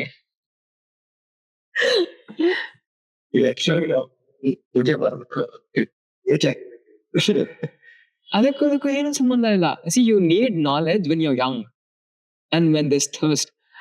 ಬಾಯಾರಿಕೆ ಆದಾಗ, ಹಸಿವಿದ್ದಾಗ ಜ್ಞಾನ ಬೇಕು ನಮ್ಗೆ. ಸಾಯೋ ಟೈಮಲ್ಲಿ ದೇಹದಲ್ಲಿ ಶಕ್ತಿನೇ ಇರಲ್ಲ, ನಡಿಯಕ್ಕೂ ಕೋಲ್ ಉಪಯೋಗಿಸ್ಕೊಂಡು ಹೋಗ್ತೀವಿ. ಅವಾಗ ತೆಗೆದ್ರೆ ನೀನ್ ಭಗವದ್ಗೀತೆ ಪುಸ್ತಕ ಎಲ್ಲ ಇನ್ನಂತ ಮುಟ್ಟಾಳೋ ಜಗತ್ತಲ್ಲಿ ಯಾರು ಇಲ್ವೇ ಇಲ್ಲ. ಅವಾಗ ಎಲ್ಲಿ ಏಕಾಗ್ರತೆ ಬರುತ್ತಾ ಆ ವಯಸ್ಸಲ್ಲಿ? ಏಕಾಗ್ರತೆ ಬರೋ ವಯಸ್ಸಾ? ನನ್ ಜೀವನದಲ್ಲಿ ಸ್ಟೆಬಿಲಿಟಿನೇ ಇಲ್ಲ, ಸ್ಥಿರತೆನೇ ಇಲ್ಲ ಅಂತ ಹೇಳಿದ್ರೆ ಹಿಂಗ್ ಬರುತ್ತೆ. ವಯಸ್ಸಿದ್ದಾಗ ಮಾಡ್ಬೇಕು. ವಯಸ್ಸಿದ್ದಾಗ ಮಾಡ್ದಿರ ಕೆಲ್ಸಗಳು, ಯೋಚನೆ ಮಾಡ್ದಿರ ಆಲೋಚನೆಗಳೆಲ್ಲ ತಂದ್ಕೊಂಡು ಇಟ್ಕೊಂಡು ಆಮೇಲೆ ವಯಸ್ಸು ಆಗ್ತಾ ಇದ್ದ ಹಾಗೆ ನನ್ಗೆ ದೃಢತೆ ಇಲ್ಲ, ನನ್ಗೆ ಯಾರು ನೋಡ್ಕೋತಾ ಇಲ್ಲ, ನನಗೇನು ಮಾಡ್ತೀನಿ, ಏನಕ್ ಮಾಡ್ಬೇಕು? ಏನಕ್ ನೀವ್ ಅರ್ಹರಲ್ಲ ಅದಕ್ಕೆ, ಅಲ್ವಾ? ಅರ್ಥ ಇದೆಯಾ ಇದ್ರಲ್ಲಿ ನಾನ್ ಹೇಳ್ತಿರೋದ್ರಲ್ಲಿ? ಏನ್ರಿ? ನಿಮಗೆ ಏಕಾಗ್ರತೆ ಬರ್ಬೇಕು ಅಂತ ಹೇಳಿದ್ರೆ ಯಾವ ವಿಷಯದ ಬಗ್ಗೆ ನಿಮಗ್ ಒಲವಿದೆ, ಪ್ರೀತಿ ಇದೆ ಅದನ್ನ ಅನುಸರಿಸ್ತಾ ಹೋಗ್ಬೇಕು. ಇವಾಗ ಒಂದು ತುಂಬಾ ಫೇಮಸ್ ಜೋಕ್ ಇದೆ, ಕೇಳಿದಿರಾ? ಲತಾ ಮಂಗೇಶ್ಕರ್ಗೆ ನೀನು ಕ್ರಿಕೆಟರ್ ಆಗು ಅಂತ ಹೇಳಿ ಸಚಿನ್ಗೆ ನೀನ್ ಹಾಡ್ ಹೇಳು ಅಂತ ಹೇಳಿದ್ರೆ ಇಬ್ರು ಉದ್ಧಾರ ಆಗ್ತಾ ಇದ್ರ? ಕೇಳಿದಿರಾ ಈ ಜೋಕು? ಸಚಿನ್ ತೆಂಡೂಲ್ಕರ್ ನೀನ್ ಹಾಡ್ ಹೇಳಪ್ಪ ಅಂತ ಕಳ್ಸಿದ್ರೆ, ಲತಾ ಮಂಗೇಶ್ಕರ್ ಕ್ರಿಕೆಟ್ ಆಡು ಅಂತ ಕಳ್ಸಿದ್ರೆ, ತುಂಬಾ ಹಳೆ ಜೋಕ್ ಇದು. So you have to find path for which you have like real love. ಒಳಗಿಂದ ನಿಮ್ಗೆ ಕರೆ ಎಲ್ಲರಿಗೂ ಇದು ಆರಾಮಾಗಿ ಗೊತ್ತಾಗತ್ತೆ. ನನ್ ನಿಜವಾಗ್ಲೂ ಪ್ರೀತಿ ಇರೋದು, ಒಳ್ಳೆ ಭಾವನೆ ಬರೋದು ಈ ವಿಷಯದ ಬಗ್ಗೆ. ಇವಾಗ ಯೋಗದ ಬಗ್ಗೆ ಒಂದ್ ಹಂತಕ್ಕೆ ನಿಮ್ಗೆ ಒಲವಿದೆ, ಆಯ್ತಪ್ಪ, ಇದನ್ನ ಕೇಳ್ಬಹುದು. ಯೋಗಿ ಆಗದರೂ ಪರವಾಗಿಲ್ಲ, ಒಂದ್ ಹಂತಕ್ಕೆ ನಿಧಾನಕ್ಕೆ ನಾನ್ ಬೆಳಿತಾ ಹೋಗ್ತೀನಿ ಅನ್ನೋದು ತಲೆಯಲ್ಲಿ ಇರುತ್ತೆ. ಒಂದ್ ಮಟ್ಟಕ್ಕೆ ಪ್ರೀತಿ ಇರತ್ತೆ ನಿಮ್ಗೆ. ಅವಾಗ ಏನಾಯ್ತು, ಏಕಾಗ್ರತೆ ಬಂತು. ಇವಾಗ ಕೂತೀರಾ 1 ಅವರ್ ಸುಮ್ನೆ ಕೂತಿದ್ದೀರಾ, ಏನು ಡಿಸ್ಟ್ರಾಕ್ಷನ್ಸ್ ಇಲ್ಲ, ಬಂದಿಲ್ವಾ ಏಕಾಗ್ರತೆ? ದಿನಕ್ಕೆ 1 ಅವರ್ ಮಾಡಿದ್ರೆ ಇದು, ದಿನಕ್ಕೆ 2 ಅವರ್ ಮಾಡಿ, 3 ಅವರ್ ಮಾಡಿ, 4 ಗಂಟೆಗಳ ತನಕ ಮಾಡಿ, ದೃಢತೆಯನ್ನ ಸಹಜವಾಗಿ ಬರುತ್ತೆ. It becomes a way of life. ಇವರೆಲ್ಲ ಹೇಳ್ತಾರೋ ಕಾನ್ಸಂಟ್ರೇಷನ್ ಬರಕ್ಕೆ ಏನಾದ್ರು ಟೆಕ್ನಿಕ್ಸ್ ಗಳು ಹೇಳಿ. ಎಂತದು ಮಣ್ಣಿಲ್ಲ ಅದಕ್ಕೆ. ನಿಮ್ ಜೀವನ ಶೈಲಿ ಬದಲಾಯಿಸ್ಕೋಬೇಕಾಗತ್ತೆ ಅದಕ್ಕೆ. ಇವಾಗ ಹಳ್ಳಿಗಳಿಗೆ ಹೋಗಿ, ಇವಾಗ ನಾನು ಅವರೆಲ್ಲ ಹೋಗ್ತಾ ಇದ್ವಿ ತೋಟಕ್ಕೆಲ್ಲ, ಇಡೀ ದಿನ 8 ಅವರ್ 10 ಅವರ್ ಇದ್ವಿ, ಏನ್ ಒಂದು ಆಲೋಚನೆ ಇರ್ತಾ ಇರ್ಲಿಲ್ಲ ಆಚ ಕಡೆ ಜಗತ್ತಿನ ಬಗ್ಗೆ. ಎಲ್ಲಿಂದ ಬಂತು ನೆಮ್ಮದಿ? ಅಲ್ವಾ? ಕನೆಕ್ಷನ್ ಇಲ್ದಿರೋ ಹಾಗೆ ಇರ್ತಾ ಇದ್ವಿ ಅಲ್ಲಿ. ಒಂದ್ ದಿನದ ವರ್ಕ್ಶಾಪ್ ಹೋಗ್ತಾ ಇದ್ವಿ. ಇದೇ ರೀತಿ ಇದೇ ನಮಗೂ ಮತ್ತೆ ಪರಿಸರದಲ್ಲಿ ಯಾರು ಸಮಯ ಕಳೀತಾರೆ, ಬೆಳಿತಾರೆ, ಜೀವನ ಮಾಡ್ತಾರೆ, ಅವ್ರಿಗೂ ನಮಗೂ ಇರೋ ವ್ಯತ್ಯಾಸ. To put it across in the easiest terms, this is what is the difference between the people who live in urban life and rural life. ಆದ್ರೆ ನೀವು ಅದನ್ನ ಅರ್ಬನ್ ಲೈಫ್ ಅಲ್ಲಿ ಕ್ರಿಯೇಟ್ ಮಾಡಬಹುದು, ಖಂಡಿತ ಸಾಧ್ಯ ಇದೆ. ಇವಾಗ ನಾನ್ ಮಾಡಿಲ್ವಾ? ನಾನ್ ಮಾಡಿದೀನಿ, ಎಲ್ಲರೂ ಮಾಡ್ಬೋದು. ಸೊ ನಿಮ್ಗೆ ಏಕಾಗ್ರತೆ ಇಲ್ಲ ಅಂತ ಹೇಳಿದ್ರೆ ನಿಮ್ಗೆ ನಿಮ್ ಜೀವನನೇ ಸ್ಟೇಬಲ್ ಆಗಿಲ್ಲ ಅಂತ ಅನ್ಸುತ್ತೆ, ಸತ್ಯವಾಗ್ಲೂ ಹೇಳ್ತೀನಿ. ಆಮೇಲೆ ಏಕಾಗ್ರತೆ ಬರೀ ಒಂದ್ರಲ್ಲ, ತಿನ್ನೋದ್ರಲ್ಲಿ ಮಾತ್ರ ಕರೆಕ್ಟ್ ಟೈಮ್. ಬೆಳಗ್ಗೆ ತಿಂಡಿ, ಮಧ್ಯಾಹ್ನ ಊಟ, ರಾತ್ರಿ ಊಟ, ಕರೆಕ್ಟ್ ಟೈಮ್ ತಿಂತೀನಿ ನಾನು. ಮಿಕ್ಕಿದ ಕೆಲಸ ಎಲ್ಲ ಬೆಳಗ್ಗೆ ಎದ್ದೊಳೋದು ಮಾತ್ರ ಬೇಗ ಎದ್ದೊಳೋದು, ಆಮೇಲೆ ಎದ್ದಾದ್ಮೇಲೆ ಏನ್ ಕೆಲಸ ಮಾಡೋದು? ಫೋನ್ ನೋಡೋದು. ಅದ್ ಎದ್ದೊಳೋದು ಒಂದೇ, ಬಿಡೋದು ಒಂದೇ. ಬರೀ ಏಕಾಗ್ರತೆ ಅನ್ನೋದು ಬರೀ ಒಂದ್ ಕೆಲ್ಸದಲ್ಲಿ ಬಂದ್ರೆ ಸಾಲದು, ಎಲ್ಲಾ ಕೆಲ್ಸದಲ್ಲೂ ಇರ್ಬೇಕಿದು. ಇದ್ ನೋಡಿದಿರಲ್ವಾ, ಎಲ್ಲಾರ್ಗು ಶಿಸ್ತು ಶಿಸ್ತು ಅಂತ ಹೇಳ್ತಾರೆ. ತಿನ್ನೋದ್ರಲ್ಲಿ ಶಿಸ್ತಿರುತ್ತೆ, ಕೆಲವೊಂದ್ ಕೆಲ್ಸ ಮಾಡಿದ್ರೆ ಶಿಸ್ತಿರುತ್ತೆ, ಎಲ್ಲಾದ್ರೂ ಶಿಸ್ತಿರಲ್ಲ. ಮನೇಲೆಲ್ಲ ಡಿಸಿಪ್ಲಿನ್, ಆಚೆ ಎಲ್ಲ ಡಿಸಿಪ್ಲಿನ್. ಇವ್ರಿಗೆ ಉದಾಹರಣೆ ಕೊಡ್ತಾ ಇದ್ದೀನಿ. ಬಂದ್ ಚಪ್ಲಿ ಬಿಡುವಾಗ ಒಂದ್ ಚಪ್ಲಿ ಇಲ್ಲಿರುತ್ತೆ, ಒಂದ್ ಚಪ್ಲಿ ಅಲ್ಲಿರುತ್ತೆ, ಏನ್ ಡಿಸಿಪ್ಲಿನ್ ಅಂತ ಅಲ್ವಾ? ಅಷ್ಟೊಂದ್ ಡಿಸಿಪ್ಲಿನ್ ಆಗಿರೋರು ಇವಾಗ ನೋಡಿದಿರ, ಇಂಥವ್ರ ಭೇಟಿ ಆಗಿದ್ರ ನೀವು? ಓ, ನಾನ್ ಹಂಗೆ ಹಿಂಗೆ ಅಂತ ಹೇಳ್ತಾರೆ. ಒಂದ್ ಚಪ್ಲಿ ಬಿಡದ್ರಲ್ಲೇ ಹೇಳ್ಬಿಡ್ಬೋದು ಅವ್ನು ಎಷ್ಟು ಡಿಸಿಪ್ಲಿನ್ ಅಂತ. ಆಯ್ತು, ಚಪ್ಲಿನೂ ಬೇಡ, ಆಯ್ತು, ನಿಮ್ಗೇನು ಅವಮಾನ ಹೋಗುತ್ತೆ, ಅವ್ನ್ ಬೆಚ್ಚಿದ್ ಬಟ್ಟೆನ ಹೆಂಗ್ ಮಡ್ಸಿ ನೇತಾಕ್ತಾನೆ ಅಂದ್ರಲ್ಲೇ ಹೇಳ್ಬೋದು ಅವ್ನ್ ಯಾವ ತರ ವ್ಯಕ್ತಿ ಅಂತ. ನನಗೆ ನಿನ್ ಬಗ್ಗೆ ಏನು ತಿಳ್ಕೊಳ್ಳೋ ಅವಶ್ಯಕತೆ ಇಲ್ಲ. ನಾನು ಎಷ್ಟೋ ಜನಕ್ಕೆ ಹೇಳ್ತೀನಿ, ನೀವೇನು ಅಂತ ನನ್ಗೆ ತಿಳಿಬೇಕಾ? ನಿಮ್ ಬೀರು ತೋರಿಸಿ ನನಗೆ. ನಿಮ್ ಬೀರಲ್ಲಿ ಎಷ್ಟು ಚೆನ್ನಾಗಿ ನೀವ್ ಹಾಕೊಳ್ಳೋ ಬಟ್ಟೆ ಹೆಂಗಿಟ್ಟಿರ್ತೀರಾ, ನನಗೆ ಅದ್ ನೋಡಿದ್ರೆ ಗೊತ್ತಾಗೋಗುತ್ತೆ ನಿಮ್ ತಲೆ ಹೆಂಗಿದೆ ಅಂತ. ನಿನ್ಗೆ ಕ್ವಶನ್ ಕೊಟ್ಟು, ಓ ನಿಂಗೆ ಅದ್ರಲ್ಲಿ ಆಸಕ್ತಿ ಇದೆಯಾ, ಇದ್ರಲ್ಲಿ ಆಸಕ್ತಿ, ನಿನ್ಗೆ ಏನು ಬೇಕಾಗಿಲ್ಲ. ನಿನ್ ಚಪ್ಲಿ ಹೆಂಗ್ ಬಿಡ್ತೀಯಾ, ನಿನ್ ಬೀರಲ್ಲಿ ಬಟ್ಟೆ ಹೆಂಗ್ ಜೋಡ್ಸಿರ್ತೀಯಾ, ಅಷ್ಟೇ ಸಾಕು. ಅದು ನಾನ್ ನೋಡ್ತಾ ಇದೀನಿ ಅನ್ಬಿಟ್ಟು ನೀನ್ ಹಂಗ್ ಇಟ್ರೆ ಅಷ್ಟೇ, ಅದಲ್ಲ. ಸಹಜವಾಗಿ ನಿಮ್ಗೆ ಆ ಆಸಕ್ತಿ ಇರ್ಬೇಕು. ಆಯ್ತು, ಸಿಸ್ಟಮ್ ಅಲ್ಲಿಂದ ಶುರುವಾಗತ್ತೆ. ಅಲ್ಲೆಲ್ಲ ಬಟ್ಟೆ ಎಲ್ಲ ಕಿತ್ ಬಿಸಾಕಿ, ಚಪ್ಲಿ ಎಲ್ಲ ಹಂಗೆಲ್ಲ ಹಾಕಿ, ಓ ಇಲ್ಲಿ ಬಂದು ನಾನು ಧ್ಯಾನ ಮಾಡ್ತೀನಿ ಅಂತ ಕುತ್ಕೊಂಡ್ರೆ ಆಗ ಅರ್ಥ ಇದೆಯಾ ಅದ್ರಲ್ಲಿ?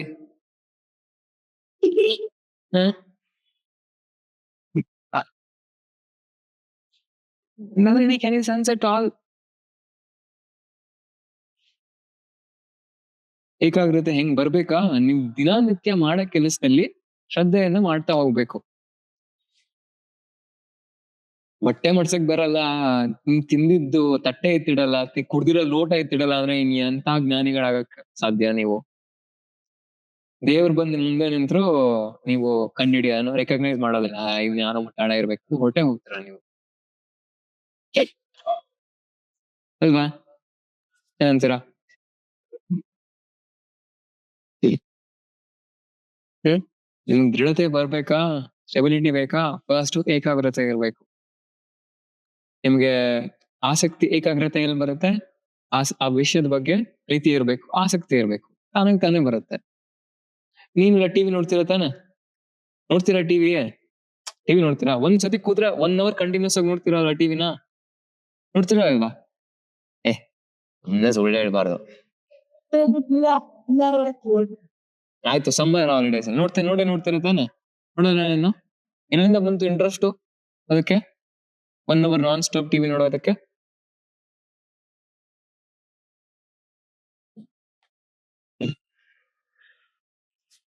ಇದು ಮೊದಲನೇ ಗುಣ ನೀವು ಬೆಳೆಸ್ಕೋಬೇಕಾಗಿರೋದು. Very very essential. ಆಯ್ತು ನಿಮ್ಗೆ ಏಕಾಗ್ರತೆ ಬೆಳೆಸ್ಕೊಳಕ್ ಆಗ್ಲಿಲ್ಲ, ನನಗೆ ಕಾನ್ಸಂಟ್ರೇಷನ್ ಪವರ್ ಇಲ್ಲಪ್ಪ. ನಮ್ಮಮ್ಮನು ಹೇಳ್ತಾರೋ ನಂಗೆ ಕಾನ್ಸಂಟ್ರೇಷನ್ ಪವರ್ ಇಲ್ಲ, ಅವ್ರಿಗೆ ಯಾವತ್ತೂ ಅರ್ಥ ಮಾಡ್ಸಕ್ ಆಗಿಲ್ಲ ಇಲ್ಲಿ ತನಕ. ಇದಿಲ್ವಾ? ಇದು ಅನ್ಸರ್ಸಕ್ಕಾಗಲ್ವಾ? ಯೋಗ ಸೂತ್ರದಲ್ಲಿ ಹೇಳ್ತಾರೆ, ಮೈತ್ರಿಯನ್ನ ಬೆಳೆಸ್ಕೊಳ್ಳಿ. ಮೈತ್ರಿ ಅಂತ ಹೇಳಿದ್ರೆ ಫ್ರೆಂಡ್ಲಿನೆಸ್, ಆ ಸ್ನೇಹ ಮನೋಭಾವನೆ ಬೆಳೆಸ್ಕೋಬೇಕು. ಇವಾಗ ನೀವು ಓದೋದ್ರ ಕಡೆ ಇವಾಗ ನೀವು ನೋಡಿರ್ತೀರ, ಟೀಚರ್ ಹೇಳ್ಕೊಟ್ಟಾಗ ನಿಮ್ಗೆ ಅರ್ಥ ಆಗಲ್ಲ, ಯಾರೋ ಫ್ರೆಂಡ್ ಹೇಳ್ಕೊಟ್ರೆ ಟಕ್ ಅಂತ ಅರ್ಥ ಆಗುತ್ತೆ. ಗಮನಿಸಿದ್ರ ನೀವಿದು? ಅವ್ನ್ ಯಾರೋ ನಿಮ್ ದೋಸ್ತು ಟೀಚರ್ ಹೇಳ್ದಿರೋದೇನಾದ್ರು ಹೊಸದೇನಾದ್ರು ಹೇಳದ್ನ?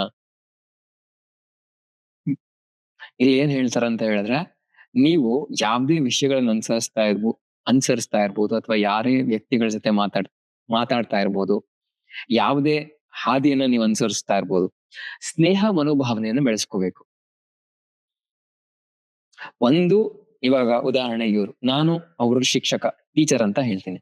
ಆದ್ರೆ ಒಂದ್ ಹಂತಕ್ಕೆ there has to be friendliness between me and them. ನಾನ್ ಸ್ನೇಹಿತನಾಗೂ ಅವ್ರಿಗೆ ಹೇಳ್ಕೊಡ್ಲಿಲ್ಲ ಅಂತ ಹೇಳಿದ್ರೆ ಅವ್ರು ಬೆಳೆಯಕ್ ಸಾಧ್ಯನೇ ಇಲ್ಲ. ಯಾವಾಗ್ಲೂ ಶಿಕ್ಷಕನಾಗಕ್ ಆಗೋದಿಲ್ಲ ನಾನು. ಆದ್ರೆ ಅದಕ್ಕೂ ನೀನ್ ಎಲ್ ಗೆರೆ ಎಳಿಬೇಕಂತ ಗೊತ್ತಿರ್ಬೇಕು ಅದಕ್ಕೆ.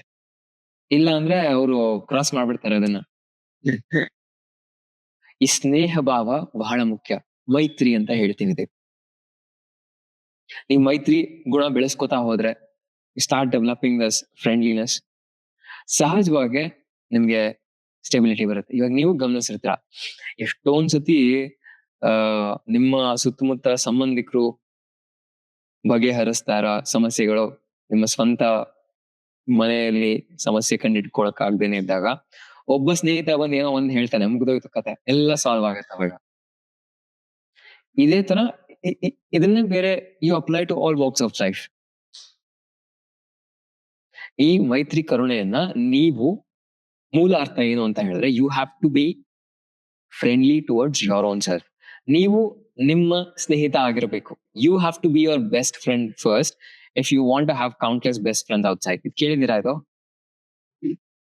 ನೀವೇ ನಿಮ್ ಸ್ನೇಹಿತ ಆಗಿಲ್ಲ ಅಂದ್ರೆ ಬೇರೆಯವ್ರು ಯಾಕೆ ನಿಮ್ ಸ್ನೇಹ ಬೆಳೆಸ್ತಾರೆ? ಅವ್ರ ಎಷ್ಟೊಂದ್ ಜನ ಐ ಹ್ಯಾವ್ ಎನ್ಕೌಂಟರ್ಡ್, ನನಗ್ ನನ್ ಕಂಡ್ರೇನೆ ಆಸಕ್ತಿ ಇಲ್ಲ, ಏನು ನನ್ನಲ್ಲಿ ಇಂಟ್ರೆಸ್ಟಿಂಗ್ ಇಲ್ವೇ ಇಲ್ಲ.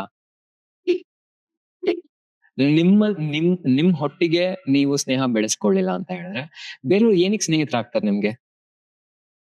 ಅಲ್ವಾ? ಗಮನಿಸಿದೀರಾ? ಇವಾಗ ನೀವು ತುಂಬಾ ಒಂಟಿಯಾಗಿರ್ತಾರೆ, ಲೋನ್ಲಿ ಆಗಿರ್ತಾರೆ, ನಾಟ್ ಅಲೋನ್, ಲೋನ್ಲಿ.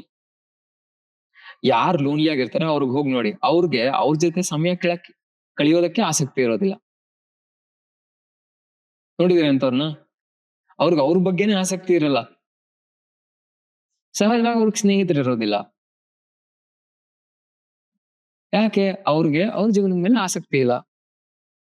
ಆದ್ರೆ ಯಾರ್ಗೆ ಅವ್ರ ಜೀವನದ ಮೇಲೆ ಬಹಳ ಆಸಕ್ತಿ ಇರುತ್ತೆ, ಒಂದು ಊರ್ ತುಂಬಾ ಸ್ನೇಹಿತರು ಇರ್ತಾರೆ ಅವ್ರಿಗೆ. ಯಾಕೆ? ಅವ್ರಿಗೆ ಏನೇನ್ ಕೆಲಸ ಕಾರ್ಯಗಳನ್ನ ಮಾಡ್ತಾ ಇದಾರೆ ಅದ್ರ ಬಗ್ಗೆ ಬಹಳ ಆಸಕ್ತಿ ಇರುತ್ತೆ, ಅವ್ರ ಜೀವನದ ಬಗ್ಗೆ ಆಸಕ್ತಿ ಇರುತ್ತೆ. ಸೊ ಸಹಜವಾಗಿ ಊರಲ್ಲಿರೋರು ಎಲ್ಲರೂ ಅವ್ರ ಹತ್ರ ಬರ್ತಾರೆ.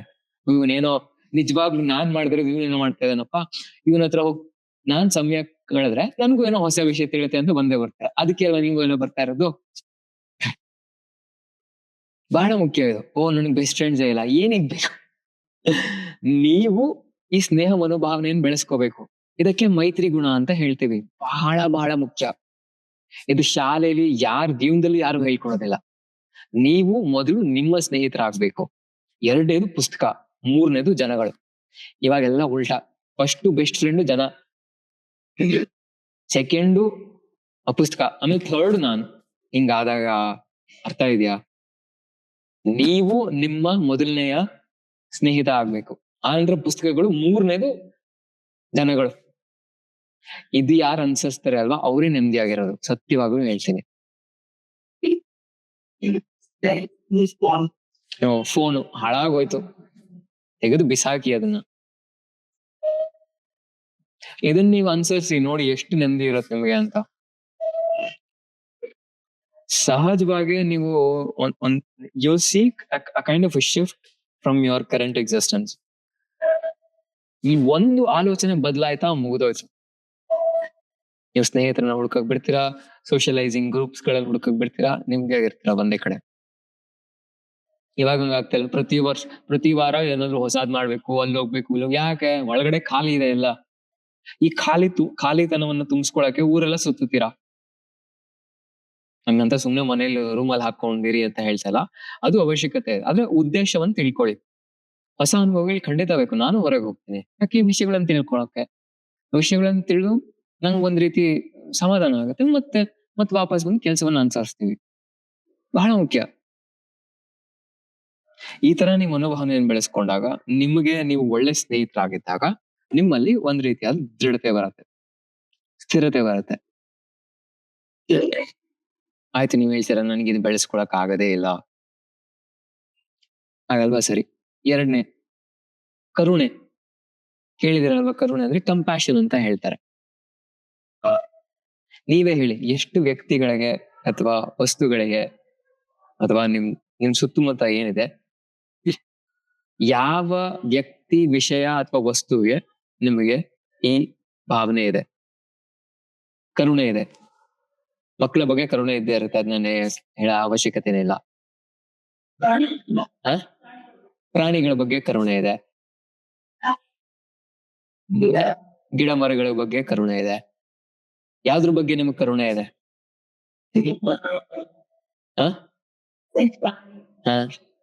What about you? What, so for which person or a thing or a situation do you have compassion towards?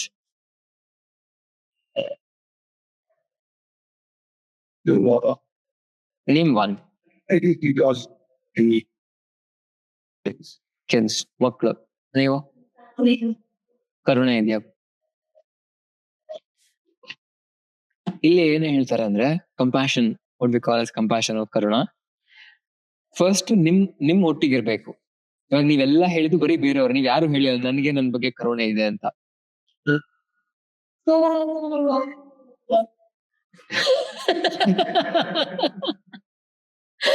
ಹೇಳೋ. ಹಾ ಸರಿ, ಅವಳೊಬ್ಳೆ ಹೇಳಿದ್ದು ಕರುಣೆ ಇದೆ ಅಂತ. We always base our compassion on something that is external. ಬೇರೆಯವ್ರ ಬಗ್ಗೆ ತುಂಬಾ ಕರುಣೆ ಇರುತ್ತೆ, ನಮ್ ಬಗ್ಗೆ ಬರೀ ಏನಂತೀರಾ, ಏನ್ ಪದ ಇದೆ ಅದಕ್ಕೆ, ತುಂಬಾ ಸ್ಟ್ರಿಕ್ಟ್ ಆಗಿರ್ತೀರ. ಎಲ್ಲಾರ್ಗು ಕರುಣೆ ತೋರ್ಸೋದು, ನಮಗ್ ಮಾತ್ರ ಕನ್ನಡದಾಗ ಏನ್ ಪದ ಇದೆ, tough, like you're tough on yourself but you are very lenient on everyone around you. ಏನಂತ ಅಲ್ವಾ? ಅದು ಇರ್ಬೇಕು. ಎಲ್ಲಿ ಗೆರೆ ಎಳಿಬೇಕಂದ್ರೆ ಗೊತ್ತಿರ್ಬೇಕು. ನಿಮ್ ಬಗ್ಗೆ ನೀವ್ ಕರುಣೆ ಬೆಳೆಸ್ಕೊಳ್ಳಿಲ್ಲ ಅಂತ ಹೇಳಿದ್ರೆ, ಹಂಗಂತ ಬೇರೆಯವ್ರ ಕರುಣೆ ತೋರಿಸ್ಬೇಡಿ ಅಂತ ಹೇಳ್ತಾ ಇಲ್ಲ, ಸಿಕ್ಕಿದ ಪಕ್ಕಿದೆಲ್ಲ ಸಾಯಿಸ್ಕೊಂಡಿರಿ ಅಂತ, ಅದಲ್ಲ. ಮೊದಲು ಇದೆಲ್ಲಾನು ನೋಡಿ, ಮೊದ್ಲು ನಿಮ್ಮಿಂದ ಶುರು ಆಗ್ಬೇಕಿದೆ. ನಾವ್ ಏನ್ ಮಾಡ್ತೀವಂದ್ರೆ, ಸಹಜವಾಗಿ ಗೊತ್ತಿಲ್ದೇನೆ ಎಲ್ಲ ಹೊರಗಿನಿಂದ ಶುರು ಮಾಡ್ತೀವಿ. ಮೈತ್ರಿ ಗುಣ, ಫ್ರೆಂಡ್ಲಿನೆಸ್ ಆಚೆಯಿಂದ ಬರುತ್ತೆ,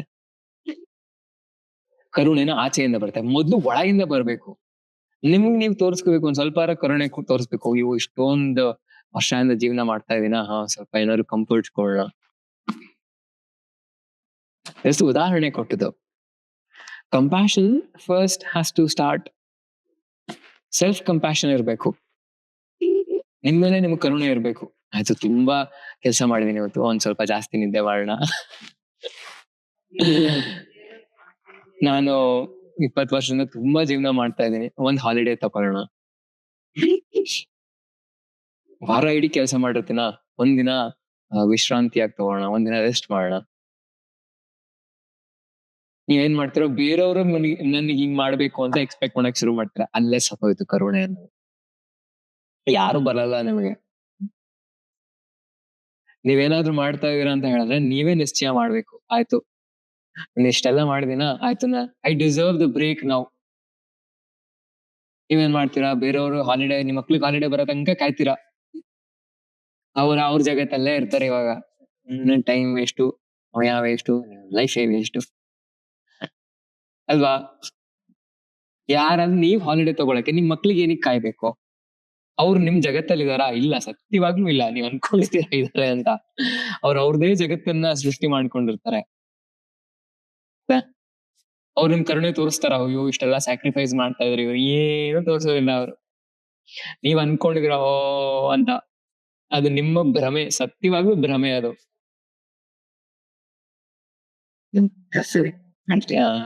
ಕರ್ತವ್ಯಕ್ಕೂ ಒಂದು ಲಿಮಿಟ್ ಇದೆ. ಫಾಲ್ಸ್ ರೆಸ್ಪಾನ್ಸಿಬಿಲಿಟಿಗೂ ಬಹಳ ವ್ಯತ್ಯಾಸ ಇದೆ. ಎಷ್ಟು ಸುಮಾರು ಜನಗಳದು ಫಾಲ್ಸ್ ರೆಸ್ಪಾನ್ಸಿಬಿಲಿಟಿ ಇರುತ್ತೆ. ಇಲ್ಲ, ನೀವ್ ಬಿಟ್ಟಾಗೂ ಅವ್ರು ನೆಮ್ಮದಿಯಾಗೇ ಇರ್ತಾರೆ. ನೀವ್ ಇಟ್ಕೊಂಡಾಗ ಎಷ್ಟು ನೆಮ್ಮದಿಯಾಗಿರ್ತಾರೋ ಅವಾಗ. ಬಿಟ್ಬಿಡಿ. ಯಾವಾಗ ಇಟ್ಕೋಬೇಕು, ಯಾವಾಗ ಬಿಡ್ಬೇಕು ಅಂತ ಗೊತ್ತಿದ್ರೆ ಅವಾಗ ನಿಮ್ ಕರುಣೆ ಬರುತ್ತೆ.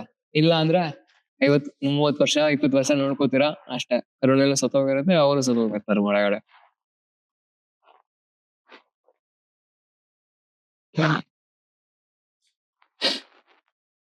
ಇವಾಗ ನೀವ್ ನೋಡಿರ್ತೀರಾ, ಸುಖ ಬಂದಾಗ ಉಗ್ತೀರಾ ನೀವೆಲ್ಲ. Like when you happy, full pride ಇರುತ್ತೆ. ಓ ತುಂಬಾ ಖುಷಿ ಆಗಿದ್ದೀನಿ ಅಂತ. ದುಃಖ ಬಂದಾಗ ಪೂರ್ತಿ ಕುಗ್ಬಿಡ್ತೀರಾ ನೀವು. ನಿನ್ ದುಃಖ ಇದೆ ಅಂತ ಹೇಳಿದ್ರೆ ಎಲ್ಲೋ ಒಂದ್ ಮೂಲೆ ಕುತ್ಕೊಂಡ್ ಹೋಗಿ ಕೂತಿರ್ತೀರಾ, ಅಥವಾ ರೂಮಲ್ಲೇ ಕೂತಿರ್ತೀರಾ. ನೀವ್ ಯೋಚನೆ ಮಾಡಿ, ಪ್ರತಿ ಸತಿ ಸುಖ ಬಂದಾಗ ಉಬ್ಬೋದು, ದುಃಖ ಬಂದಾಗ ಕುಗ್ಗೋದಾಗ್ತಾ ಇದ್ರೆ ಬರೀ ಎಕ್ಸ್ಪಾನ್ಷನ್ ಕಂಟ್ರಾಕ್ಷನ್ ಆಗ್ತಾನೆ ಇರುತ್ತೆ. ತುಂಬಾ ಮೇಲೆ ಕೆಳಗಾಗತ್ತೆ ಜೀವನ, ಮನಸ್ಸು, ದೇಹ ಎಲ್ಲಾನು. ಈ ಏರುಪೇರುಗಳು ಆಗ್ತಾ ಇದ್ರೆ ತುಂಬಾ ಖುಷಿ ಆಗತ್ತೆ, ತುಂಬಾ ದುಃಖ ಆಗತ್ತೆ, ಮತ್ ತುಂಬಾ ಖುಷಿ ಆಗತ್ತೆ, ಮತ್ ತುಂಬಾ ದುಃಖ ಆಗತ್ತೆ. ಬರೀ ಹೀಗೆ ಆಗೋದು ಒಳ್ಳೇದಾ, ಸ್ಥಿರವಾಗಿರೋದು ಒಳ್ಳೇದಾ? ದುಃಖವಂತ ಬರ್ಲಿ, ಸುಖವಂತ ಬರ್ಲಿ, ನಾವ್ ಅದ್ರಿಂದ ಏನು ಎಫೆಕ್ಟ್ ಆಗ್ಬಾರ್ದು. ಬಹಳಷ್ಟು ಜನ ಇದನ್ನು ಅನುಸರಿಸೋದಿಲ್ಲ. ಸುಖ ಬಂದ್ರೆ ಪೂರ್ತಿ ಉಗ್ತಾರ. ಇವಾಗ ನ್ಯೂ ಇಯರ್ ಬಂತು, ಬಂತು, ಈಗ ನೋಡಿ 2 ದಿನ ಆದ್ಮೇಲೆ ಮರ್ತೇ ಹೋದ್ರು ಎಲ್ಲ. ಹೊಸ ವರ್ಷ 2026 ಅನ್ನೋದೇ ಗೊತ್ತಿಲ್ಲ ಅವ್ರಿಗೆ. ಅವತ್ತಿನ ದಿನ ಈ ಕುಣಿಯೋದು, ಏನ್ ಪಾರ್ಟಿ ಅಂದ್ರೆ ಪಾರ್ಟಿ ಅಷ್ಟೇ, ಮರ್ತೋಯ್ತು. ಆಮೇಲೆ ಮಾರನೇ ದಿನ ಏನಾಯ್ತು, 3 ದಿನ ಹ್ಯಾಂಗ್ ಓವರ್. ಅರ್ಥನೇ ಇಲ್ಲ ಅಲ್ವಾ? ಮತ್ ಹೊಸ ವರ್ಷದಲ್ಲಿ ಹೊಸದ್ ಏನ್ ಮಾಡ್ದಂಗಾಯ್ತು? ಇವಾಗ ಎಷ್ಟೊಂದ್ ಜನ ನೋಡಿರೋರು, ಹೇಳಬಾರ್ದು, ಅವ್ರಿಗೆಲ್ಲ ಹಂಗೆ ಆಚರಣೆ ಮಾಡೋದ್ ಹಂಗೆ. ಹೊಸ ವರ್ಷನ ರಾತ್ರಿ ತನಕ ಇದ್ದಿರೋದು, ಆಮೇಲೆ ಬೆಳಗಿನ ಜಾವ ಮಲ್ಕೊಂಡು ಮತ್ 1ನೇ ತಾರೀಕು ರಾತ್ರಿ ಎದ್ದೊಳೋದು. ಅರ್ಥ ಇದೆ ಇದ್ರಲ್ಲಿ?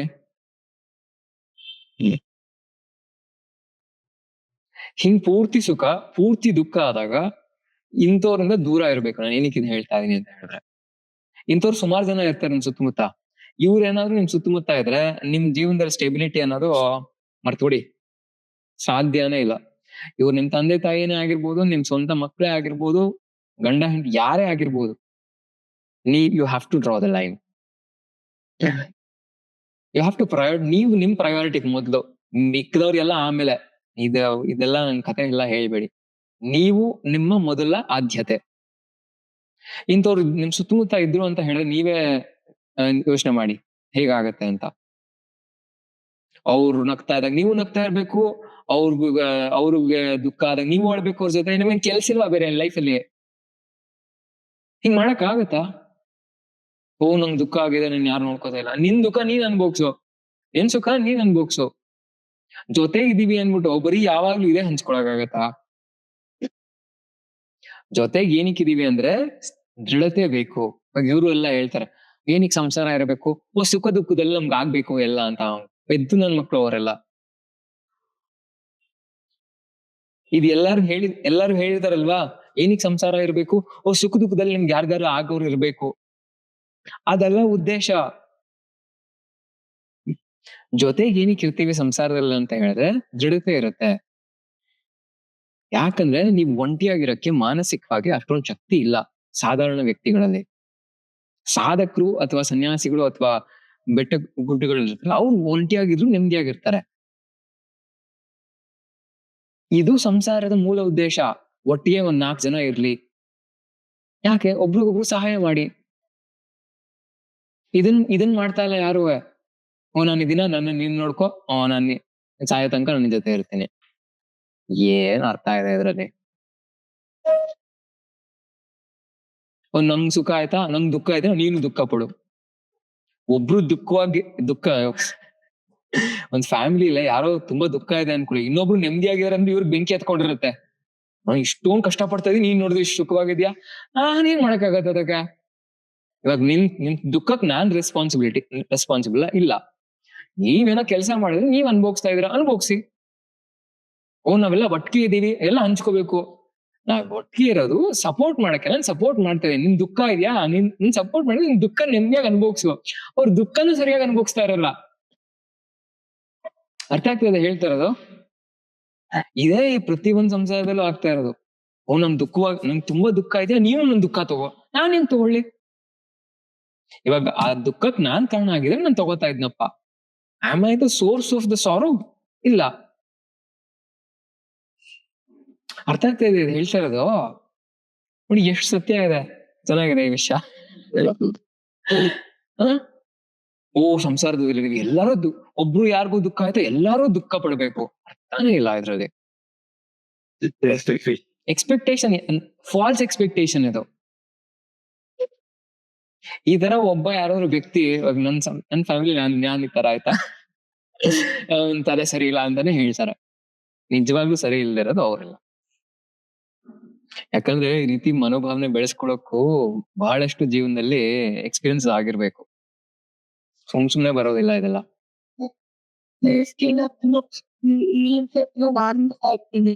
ಅದ ಆಮೇಲೆ ಮಾತಾಡೋಣ.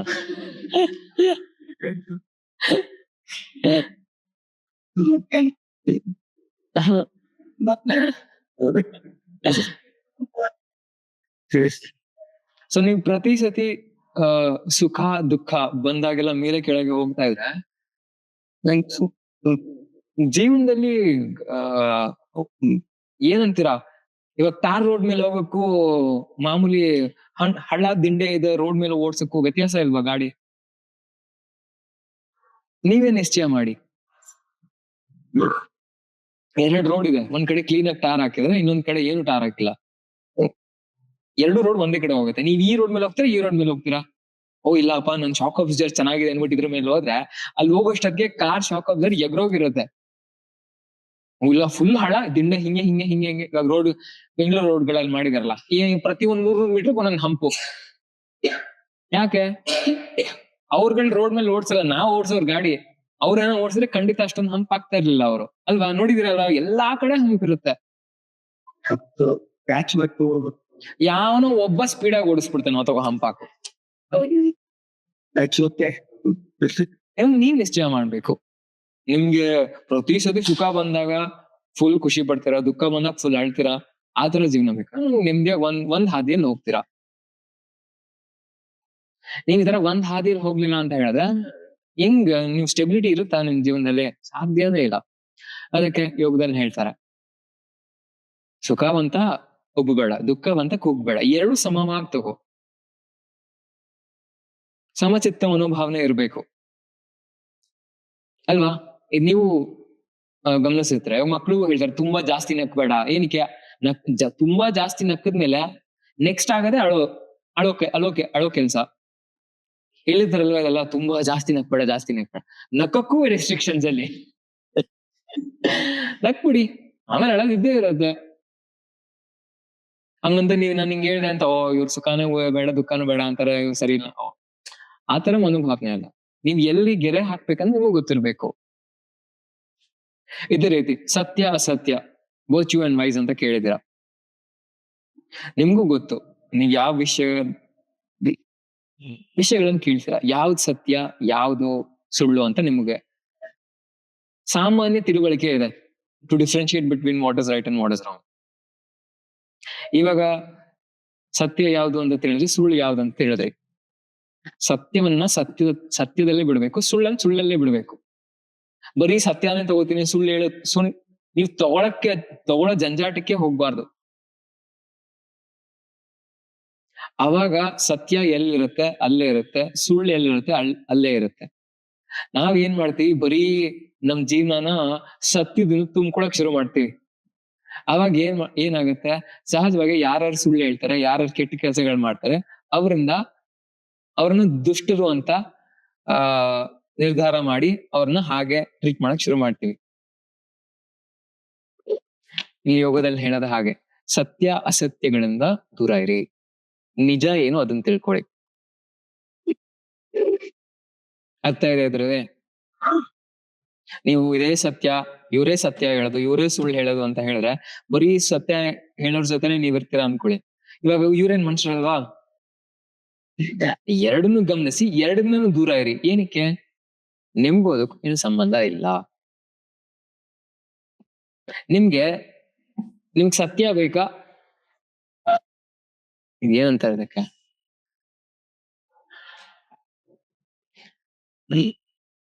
ಹಾ, ನಿಮ್ಗೆ ಸತ್ಯ ಬೇಕಾ, ವಿಷಯದ ಮೂಲ ಬೇಕಾ?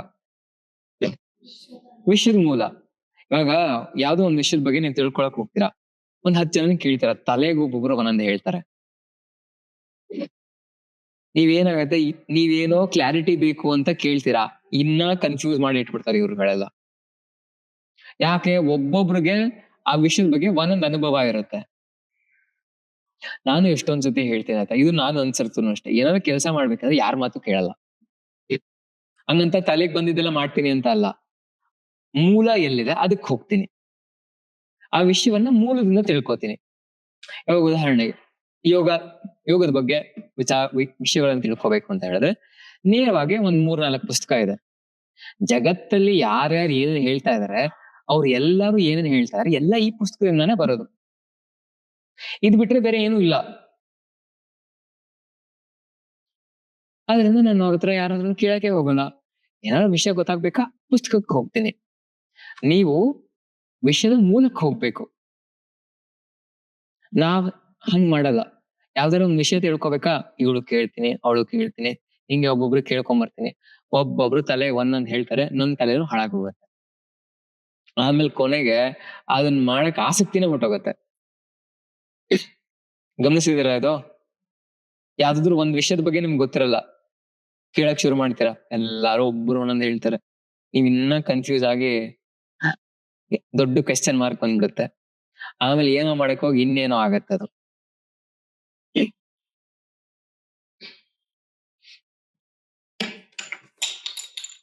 ಅದಕ್ಕೆ ಇಲ್ಲಿ ಏನ್ ಹೇಳ್ತಾರಂತ ಹೇಳಿದ್ರೆ, ಸತ್ಯ ಅಸತ್ಯಗಳಿಂದ ದೂರ ಇರಿ, ವಿಷಯದ ಮೂಲಕ್ಕೆ ಹೋಗಿ, go to the source of the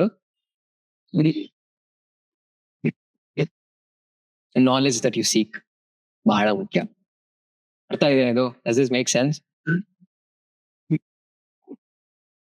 ಈ ತರ ನೀವು ಮೈತ್ರಿ ಗುಣವನ್ನು ಬೆಳೆಸ್ಕೊಂಡ್ರಿ, ನಿಮಗ್ ನೀವು you are your own friend. ಕರುಣೆಯನ್ನು ಬೆಳೆಸ್ಕೊಂಡ್ರಿ, you develop compassion towards yourself. ಸುಖ ದುಃಖ ಎಲ್ಲೆಲ್ ಬೇಕೋ ಅಲ್ಲೇ ಇಟ್ರಿ, ಸತ್ಯ ಅಸತ್ಯಗಳನ್ನ ಅಲ್ಲೇ ಇಟ್ರಿ, ನಿಜ ಏನು ಅಂತ ತಿಳ್ಕೊಳಕ್ ಶುರು ಮಾಡಿದ್ರಿ ಅಂತ ಹೇಳಿದ್ರೆ, ಸಹಜವಾಗಿ ನಿಮ್ಗೆ ಜೀವನದಲ್ಲಿ ಸ್ಟೆಬಿಲಿಟಿ ಇದೆ ಅಂತ ಅನ್ಸುತ್ತೆ. ನೋಡಿ ಎಷ್ಟು ನಿಜ ಇದೆ ಇದ್ರಲ್ಲಿ. ಜೀವನದ ಸತ್ಯ ತಿಳಿಬೇಕಂತ ಹೇಳಿದ್ರೆ ಇದೆಲ್ಲ ಆಚೆ ಇಡ್ಬೇಕಾಗತ್ತೆ.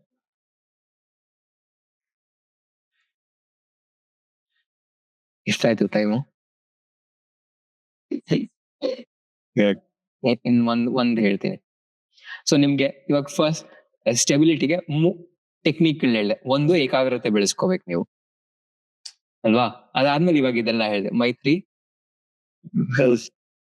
ಮೈತ್ರಿ ಕರುಣ ಮುದ್ದೆ ಉಪೇಕ್ಷಾ ಸುಖ ದುಃಖ ಪುಣ್ಯನಾಂ ವಿಷಯನಾನ್ ಭಾವನ ಚಿತ್ತ ಪ್ರಸಾದನಂ ಅಂತ ಅದಿನ್ನೊಂದು ಸೂತ್ರ. ಬಹಳಷ್ಟು ಜನಕ್ಕೆ ಈ ಮೈತ್ರಿ ಗುಣ ಬೆಳೆಸ್ಕೊಳಕ್ ಆಗಲ್ಲ. ಕರುಣೆ ಅಂತೂ ಸತ್ತೋಗಿರುತ್ತೆ, ನನ್ನಲ್ಲೂ ಸತ್ತೋಗಿತ್ತು ಆಯ್ತಾ. ಆಮೇಲೆ ತುಂಬಾ ವರ್ಷಗಳಾದ್ಮೇಲೆ ಬಂತು ಕರುಣೆ ಗಿರುಣೆ ಎಲ್ಲ. ಆಮೇಲೆ ಆ ಸತ್ಯ ಅಸತ್ಯ, ಆಮೇಲೆ ಏನಂತಾರೆ ಅದಕ್ಕೆ,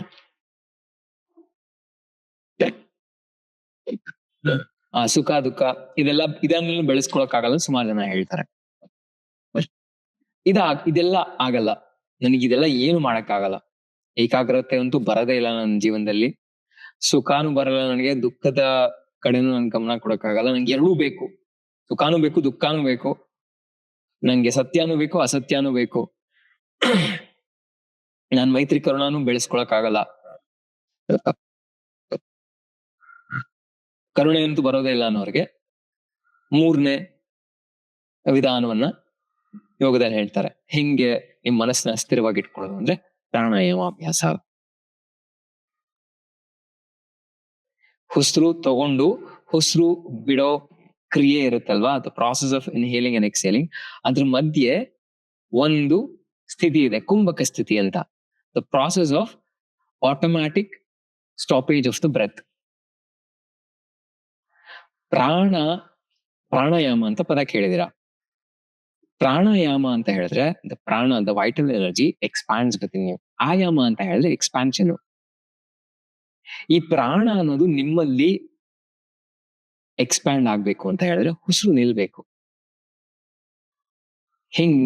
ಹೇಗೆ ಇದನ್ನ ಅರ್ಥ ಮಾಡ್ಕೊಳ್ಳು ಅಂತ ಹೇಳಿದ್ರೆ, ಜೀವನದಲ್ಲಿ ಬೆಳಿಬೇಕು ಅಂತ ಹೇಳಿದ್ರೆ ಒಂದ್ ಕಡೆ ನಿಲ್ಬೇಕು. ಇವಾಗ ಇಲ್ಲಿದೆ, ಇಲ್ಲಿ ಇವತ್ತು ಹೇಳ್ಕೊಡ್ತೀನಿ, ಇನ್ನೊಂದ್ ದಿನ ಎಲ್ಲೋ ಪಕ್ಕದ ಏರಿಯಾಗ ಹೋಗಿ ಹೇಳ್ಕೊಡ್ತೀನಿ, ಇನ್ನೊಂದ್ ದಿನ ಪಕ್ಕದ ಏರಿಯಾಗ ಹೋಗಿ. ಪ್ರತಿದಿನ ನಾನು ಜಾಗವನ್ನ ಬದಲಾಯಿಸ್ತಾ ಇದ್ರೆ, ಜನಗಳನ್ನ ಬದಲಾಯಿಸ್ತಾ ಇದ್ರೆ ಶುರುನಲ್ಲಿ ಸಾಧ್ಯನೇ ಬೆಳೆಯೋದಕ್ಕೆ ಸಾಧ್ಯನೇ ಇಲ್ಲ.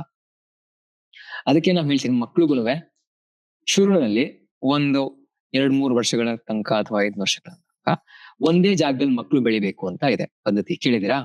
ಯಾಕೆ? ಅವರಲ್ಲಿ ದೃಢತೆ ಬರುತ್ತೆ. ನೀವು ಒಂದ್ ಜಾಗದಲ್ಲಿ ಇಲ್ದೇನೆ 6-6 ತಿಂಗಳು 5-5 ತಿಂಗಳಿಗೆ ಮನೆ ಬದಲಾಯಿಸ್ತಾ ಇರಿ, ಜನಗಳನ್ನ ಬದಲಾಯಿಸ್ತಾ ಇರಿ, ಮಕ್ಳು ಆ ಚಿಕ್ಕ ವಯಸ್ಸಲ್ಲೇ ಅವ್ರಿಗೆ ಅದು ಸತ್ತೋಗತ್ತೆ. ಅವರು ಸ್ಟೇಬಲ್ ಆಗಿರೋದಿಲ್ಲ, ಯಾರು ಪರ್ಮನೆಂಟ್ ಅಲ್ಲ ಅಂತ ಅವಾಗ್ಲೇ ತಿಳಿದು ಬಿಡ್ತಾ ಅವ್ರಿಗೆ. ಅದ್ ಬಹಳ ಬಹಳ ಡೇಂಜರಸ್. ಇಲ್ಲ, ಒಂದ್ ಕಡೆ ಬೆಳಿಬೇಕು. ಅದಕ್ಕೆ ತಂದೆ ತಾಯಿ ಇರಬೇಕು, ಅಜ್ಜಿ ತಾತ ಇರ್ಬೇಕು. ಏನಕ್ಕಂದ್ರೆ ಆ ವಾತಾವರಣ ಇರುತ್ತಲ್ಲ, ಆ ಮಕ್ಳಿಗೆ ಒಂದ್ ರೀತಿಯಾದ ದೃಢತೆ ತಂದ್ಕೊಡುತ್ತೆ, ಸ್ಟೆಬಿಲಿಟಿ ಬರುತ್ತೆ ಅವ್ರ ಮಕ್ಳಿಗೆ, ಅಲ್ವಾ? ಏನಕ್ಕೆ ಒಂದ್ ಕಡೆ ನಿಂತು. ಅದೇ ರೀತಿ ಇವಾಗ ಉಸಿರಾಟದ ಕಡೆ ಬರೋಣ. ದಿನಾಗ್ಲೂ ಅಂದ್ರೆ ನೀವು ಕೊನೆ ಬದುಕಿರೋ ತನಕನೂ ಉಸಿರಾಡ್ತೀರಾ. ಕಾನ್ಶಿಯಸ್ ಆಗಿ ಬೆಳಗ್ಗೆ ಎದ್ದ ನಂತರ ಸಾಯಂಕಾಲ ಮಲಗೋ ತನಕ ಉಸಿರಾಡ್ತೀರಾ ಕಾನ್ಶಿಯಸ್ ಆಗಿ. ಈ ಪ್ರಾಸೆಸ್ ನಲ್ಲಿ ಉಸಿರನ್ನ ನಿಲ್ಲಿಸ್ಬೇಕು. ಯಾವಾಗ ಉಸಿರು ನಿಲ್ಲತ್ತೆ ನಿಮ್ಮಲ್ಲಿ, ಅಂದ್ರೆ ಬಲವಂತವಾಗಿ ಮೂಗಿಟ್ಕೊಂಡು ಹಿಂಸೆ ಕೊಡೋದಲ್ಲ. ಪ್ರಾಣಾಯಾಮದ ಅಭ್ಯಾಸದ ಮುಖಾಂತರ ಉಸಿರನ್ನ ನಿಲ್ಲಿಸಿದಾಗ ಮನಸ್ಸು ನಿಲ್ಲತ್ತೆ. ಮನಸ್ಸು ನಿಂತಾಗ ಆಲೋಚನೆಗಳ ಒಂದು ದೊಡ್ಡ ಹಗ್ಗಾನೇ ಇರುತ್ತೆ, ಚೈನ್ ಇರುತ್ತೆ, ಅದ್ ನಿಲ್ಲತ್ತೆ. ಒಂದು ತಿಳ್ಕೊಳ್ಳಿ, ಉಸಿರು ಯಾವಾಗ ತನಕ ಬರೋದು ಹೋಗೋದು ಮಾಡತ್ತೆ, ಮನಸ್ಸು ಹೋಗುತ್ತೆ ಬರುತ್ತೆ ಹೋಗುತ್ತೆ ಬರೋದು, ಇದು ಸಹಜ. ಮನಸ್ಸಿಗೂ ಉಸಿರಿಗೂ ಒಂದಕ್ಕೊಂದು ಬಹಳ ಕನೆಕ್ಷನ್ ಇದೆ. ಯಾವಾಗ ನೀವು ಉಸಿರು ನಿಲ್ಲಿಸ್ತೀರಾ, ನಿಮ್ ಮನಸ್ಸು ನಿಂತೋಗುತ್ತೆ. ಯಾವಾಗ ಮನಸ್ಸು ನಿಂತೋಗುತ್ತೆ, ಬುದ್ಧಿ ಅನ್ನೋದು ಚುರುಕಾಗತ್ತೆ. ನೀವೇನಾದ್ರೂ ಗಮನಿಸ್ಬೇಕು ಅಂತ ಹೇಳಿದ್ರೆ ನೀವು ನಿಜವಾಗ್ಲೂ ಪ್ರಾಣಾಯಾಮ ಅಭ್ಯಾಸ ಮಾಡ್ಬೇಕು.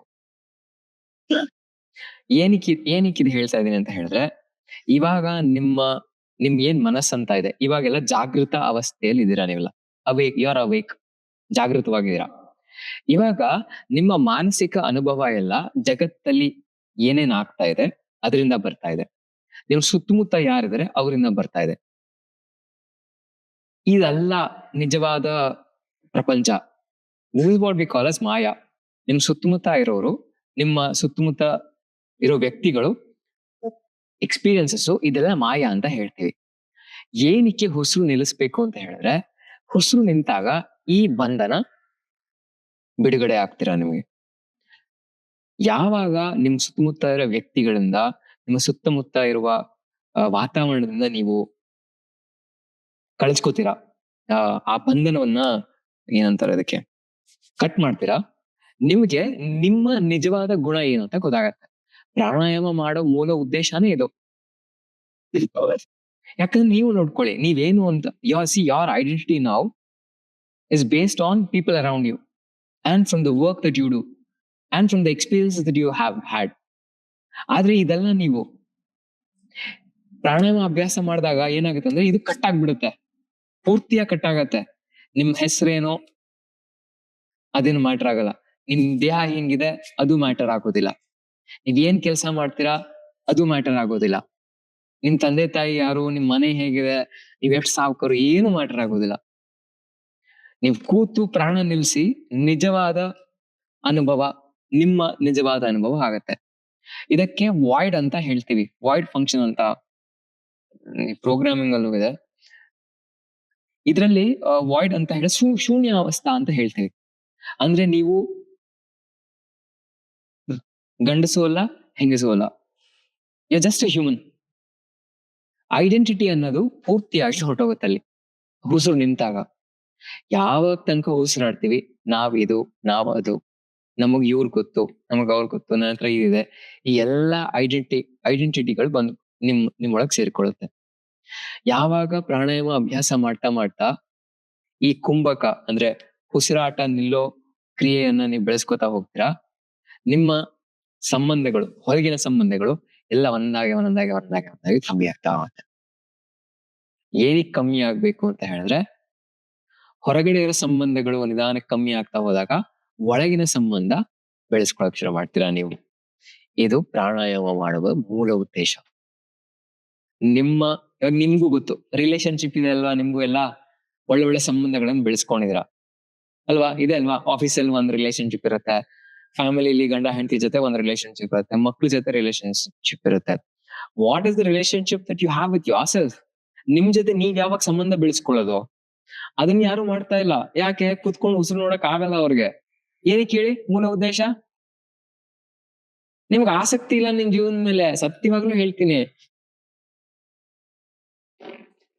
ನಿಮ್ಗೆ ನಿಮ್ ಜೀವನದ ಮೇಲೆ ಆಸಕ್ತಿ ಇಲ್ಲದೆ ಇರೋ ಕಾರಣದಿಂದಾನೇ ನೀವು ನಿಮ್ ಕಡೆ ಗಮನ ಕೊಡ್ತಾ ಇಲ್ಲ. ನನ್ ಮನೇಲಿ ಇರೋರೆಲ್ಲ ಗಮನ ಕೊಡಬೇಕು, ಏನಕ್ಕೆ ಹೇಳಿ? ರೆಸ್ಪಾನ್ಸಿಬಿಲಿಟಿ ಅಂತ ಅಲ್ಲ, ನಿಮ್ಗೆ ನಿಮ್ ಕಡೆ ಗಮನ ಕೊಡೋಕೆ ಇಂಟ್ರೆಸ್ಟ್ ಇಲ್ಲ. ಈ ಸತ್ಯ ನಿಮ್ಗೆ ಅಕ್ಸೆಪ್ಟ್ ಮಾಡ್ಕೊಳಕ್ಕೆ ರೆಡಿ ಇಲ್ಲ. C if your life is hot and happening and everything, ನಿಮ್ಗೆ ಸಮಯ ಇರುತ್ತಾ ಬೇರೆಯವ್ರು ಕೊಡಕ್ಕೆ? ಸಾಧ್ಯನೇ ಇಲ್ಲ. ಇವಾಗ ಒಂದ್ 16 ವರ್ಷದ ಕಾಲೇಜ್ ಹುಡುಗ ಹುಡುಗಿ ಅನ್ಕೊಳ್ಳಿ, ಫುಲ್ ಪೀಕ್ ಅಲ್ಲಿ ಇರ್ತಾರೆ ಅವರೆಲ್ಲ, ಯಾರು ಕಾಣೋದಿಲ್ಲ ಅವರಿಗೆ. ಯಾಕೆ? ಏನಕ್ಕೆ? ಅವ್ರಿಗೆ ಗೊತ್ತು ಯಾವ ಹಂತದಲ್ಲಿ ಇದಾರೆ, like the peak of puberty. ಯಾರಾದ್ರೆ ಏನಂತ, ನನ್ನನ್ನು ಯಾರು ಮೀರ್ಸಕ್ ಆಗದೇ ಇಲ್ಲ. ಆಮೇಲೆ ಏನಾಯ್ತು? ಇದು ಯಾವಾಗ್ಲೂ ಇರ್ಬೇಕು, ಸಾಯ ತನಕ ಇರ್ಬೇಕು ಈ ಮನೋಭಾವನೆ. ಬರೀ 16-18 ಇಯರ್ಸ್ ಅಲ್ಲ. ಅರ್ಥ ಆಗ್ತದೆ ನಾನು ಹೇಳ್ತಾ ಇರೋದು? ನಿಮ್ ಜೀವನ ನಿಮ್ಗ ಆ ಭಾವನೆಯನ್ನು ತರಿಸ್ಬೇಕು ನಿಮ್ಗೆ ಪ್ರತಿದಿನಾನು. ಈ ಪ್ರಾಣಾಯಾಮ ಮಾಡಿ ಹುಸು ನಿಂತೋದಾಗ ಈ ಭಾವನೆ ಹೆಚ್ಚಾಗತ್ತೆ ನಿಮ್ಮಲ್ಲಿ. ಇದು ಹೆಚ್ಚಾದಾಗ ಜೀವನದಲ್ಲಿ ಚೈತನ್ಯ ಹೆಚ್ಚಾಗತ್ತೆ, ಆವಾಗ ಹೊರಗೆ ಹೋಗೋ ಶಕ್ತಿ ಕಮ್ಮಿ ಆಗತ್ತೆ. ಅದಕ್ಕೆ ಪ್ರಾಣಾಯಾಮ ಅಭ್ಯಾಸ ಮಾಡೋರು ಯಾವಾಗ್ಲೂ ಏನಂತಾರೆ, ಚಿಕ್ಕ ಮಕ್ಳಂಗಿರ್ತಾರೆ, ಅಂದ್ರೆ ಫೇಶಿಯಲ್ ಎಕ್ಸ್ಪ್ರೆಷನ್ಸ್ ಅಲ್ಲ, ಶಕ್ತಿ ಹೋಗೋದಿಲ್ಲ ಅವರಿಂದ. They look very very Young. ನೀವು ಇರ್ಬೋದು ಹಂಗೆ. ಏನಂದ್ರೆ ಅಭ್ಯಾಸ ಮಾಡ್ಬೇಕು. 40 ವರ್ಷದಲ್ಲಿ ನೀವು 18 ವರ್ಷದಂಗ್ ಕಾಣ್ತೀರಾ ಅಂತ ಹೇಳಿದ್ರೆ ಮಾಡ್ದೇನೆ ಇರ್ತೀರಾ? ಹಂಗ್ ಮಾಡಲ್ಲ. ಕನ್ನಡಿ ಮುಂದೆ ನಿಂತ್ಕೊಂಡು ಗಂಟೆಗಟ್ಲೆ ಮೇಕಪ್ ಹಚ್ಕೊಳ್ಳೋದು. ಏನ್ ಮಾಡ್ಬೇಕು ಅದನ್ನ ಮಾಡೋದಿಲ್ಲ. ಮಾಡಿ. ಇದು ಈ ಆಟೋಬಯೋಗ್ರಫಿ ಆಫ್ ಯೋಗಿ ಅಂತ ಒಂದು ಪುಸ್ತಕ ಇದೆ, ಅದ್ರಲ್ಲೂ ಅಷ್ಟೇ. ಅವ್ರ ಪರಮಹಂಸ ಯೋಗಾನಂದ್ರು ಅವರ ಗುರುಗಳ ಗುರು ಬಾಬಾಜಿ ಅಂತ ಒಬ್ರು ಬರ್ತಾರೆ. ಅವ್ರು ಸಾಧನೆ ಮಾಡ್ಬೇಕಾದ್ರೆ ಅವ್ರ ಮುಂದೆ ಬಂದು ಪ್ರತ್ಯಕ್ಷ ಆಗ್ತಾರೆ ಅವ್ರ ಗುರುಗಳಿಗೆ. ಪರಮಹಂಸ ಯೋಗಾನಂದ್ರ ಗುರುಗಳು ಶ್ರೀ ಯುಕ್ತೇಶ್ವರಗಿರಿ ಅಂತ. ಅವ್ರಿಗೆ ಪ್ರತ್ಯಕ್ಷ ಆಗ್ತಾರೆ. ಅವ್ರು ಬಂದ್ ನೋಡಿದ್ರೆ ಇವ್ರು ಒಳ್ಳೆ ಒಂದ್ 16 ವರ್ಷದ ಹುಡುಗ ಕಂಡಂಗ್ ಕಾಣ್ತಾರೆ ಅವ್ರು. ಅವ್ರು ಸಾವಿರಾರು ವರ್ಷಗಳಿಂದ ಬದುಕಿದಾರೆ ಅವ್ರು. ಹೆಂಗ್ ಸಾಧ್ಯ? ಇದೆಲ್ಲ ನಿಜವಾದ ಕಥೆಗಳಾಯ್ತಾ? ಸುಮ್ನೆ ಕಥೆಗಳಲ್ಲ. ಇದಕ್ಕೆ ಇಮ್ಮೋರ್ಟ್ಯಾಲಿಟಿ ಅಂತ ಹೇಳೋದು. ಅಭ್ಯಾಸ ಮಾಡಿ ಮಾಡಿ ಮಾಡಿ ನಿಮ್ಮ ಪ್ರಾಣ ನಿಮ್ ಹಿಡಿತದಲ್ಲಿರುತ್ತೆ. ಇವಾಗ ನಿಮ್ ದುಡ್ಡು ನಿಮ್ ಹಿಡಿತದಲ್ಲಿದೆ. ಉದಾಹರಣೆ ಕೊಡ್ತೀನಿ. ಬೇಡದಿರೋದು ಖರ್ಚು ಮಾಡಲ್ಲ ನೀವು. ನಾನ್ ಪ್ರಾಣನೇ ಖರ್ಚು ಮಾಡಲ್ಲ. ಮಾತಾಡೋದ್ರಿಂದ ನಿಲ್ಲಿಸ್ಬಿಡ್ತೀನಿ ನಾನು. ಯಾಕೆ? ಅವಶ್ಯಕತೆ ಇಲ್ಲ. ನೀವು ಅವಶ್ಯಕತೆ ಇಲ್ದೇ ಅದ್ರ ಮೇಲೆ ದುಡ್ಡು ಖರ್ಚು ಮಾಡಲ್ಲ. ನಾನ್ ಅವಶ್ಯಕತೆ ಇಲ್ದಿರೋ ವ್ಯಕ್ತಿಗಳ ಮೇಲೆ ಮಾತು ಖರ್ಚು ಮಾಡಲ್ಲ. ಯಾರು ದೊಡ್ಡವ್ರು ಇವಾಗ? ಅವಶ್ಯಕತೆ ಇಲ್ದಿರೋ ವ್ಯಕ್ತಿಗಳ ಮೇಲೆ ನನ್ ಮನಸ್ಸೇ ಖರ್ಚು ಮಾಡೋದಿಲ್ಲ. ನನ್ ಮನಸ್ಸಿನ ಒಂದು ಭಾವನೆಗಳು ಅವ್ರಿಗೆ ಹೋಗೋದಿಲ್ಲ. ನೋಡಿ, ಹಿಂಗಾದಾಗ ನಿಮ್ಗೆ ಯಾರಾದ್ರೂ ಡಿಸ್ಟರ್ಬ್ ಮಾಡಕ್ ಆಗತ್ತಾ?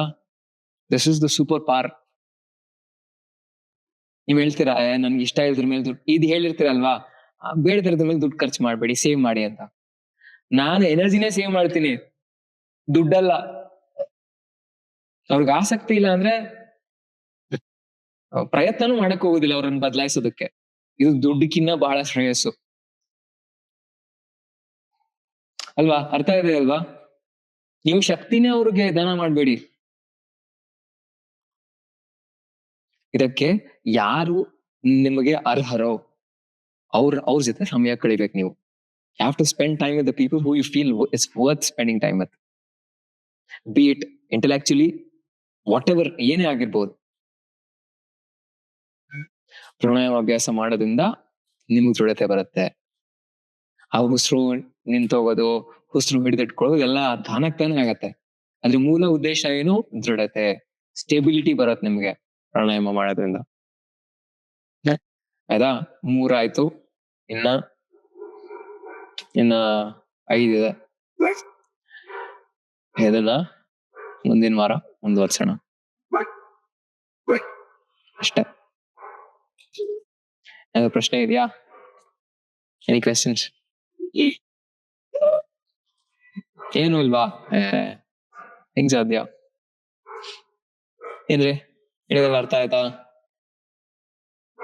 ಯಾವ್ದನ್ನ ಅನ್ಸರಿಸ್ತಾ ಇದೆ ನೀನು?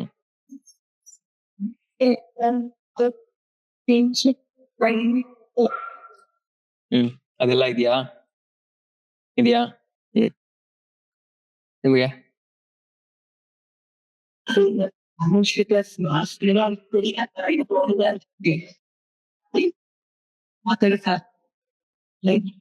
ಅದ್ ಬಿಟ್ಬಿಡ್ಬೇಕು. ಅದ್ ಬಿಟ್ಬಿಡಿ, ನೆಮ್ಮದಿಯಾಗಿರ್ತೀರ ಲೈಫಲ್ಲಿ. ಸತ್ಯವಾಗ್ಲೂ ಹೇಳ್ತಾ ಇದೀನಿ. ನಾನು ಹೋದ್ವಾರನು ಹೇಳ್ದೆ, ಯಾರನ್ನೂ ಬದಲಾಯಿಸಕ್ ಹೋಗ್ಬಾರ್ದು. ನೀವ್ ನೆಮ್ಮದಿಯಾಗಿರ್ಬೇಕು ಅಷ್ಟು. ಅವ್ರ ಹಣೆಲಿದ್ಯಾ ಹೇಳಿ ಸಮಯ ಬಂದಾಗ. ಯಾಕಂದ್ರೆ ನೀವ್ ಹೇಳೋ ಒಳ್ಳೆ ಮಾತಿಗೆ ಕೇಳಕ್ ಅವ್ರ ಇನ್ನೂ ತಯಾರಾಗಿಲ್ಲ. ಇನ್ನು ಯಾಕೆ ಸಮಯ ವ್ಯರ್ಥ ಮಾಡ್ಕೊಳ್ಳೋದು? ನಿಮ್ದು, ಅವ್ರದಲ್ಲ.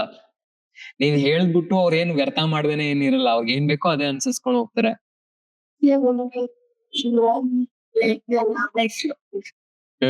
ಹೌದು, ಇವಾಗ್ಲೇ ಸ್ಟಾರ್ಟ್ ಮಾಡಿ ಎಲ್ಲಾ ಕಡೆ.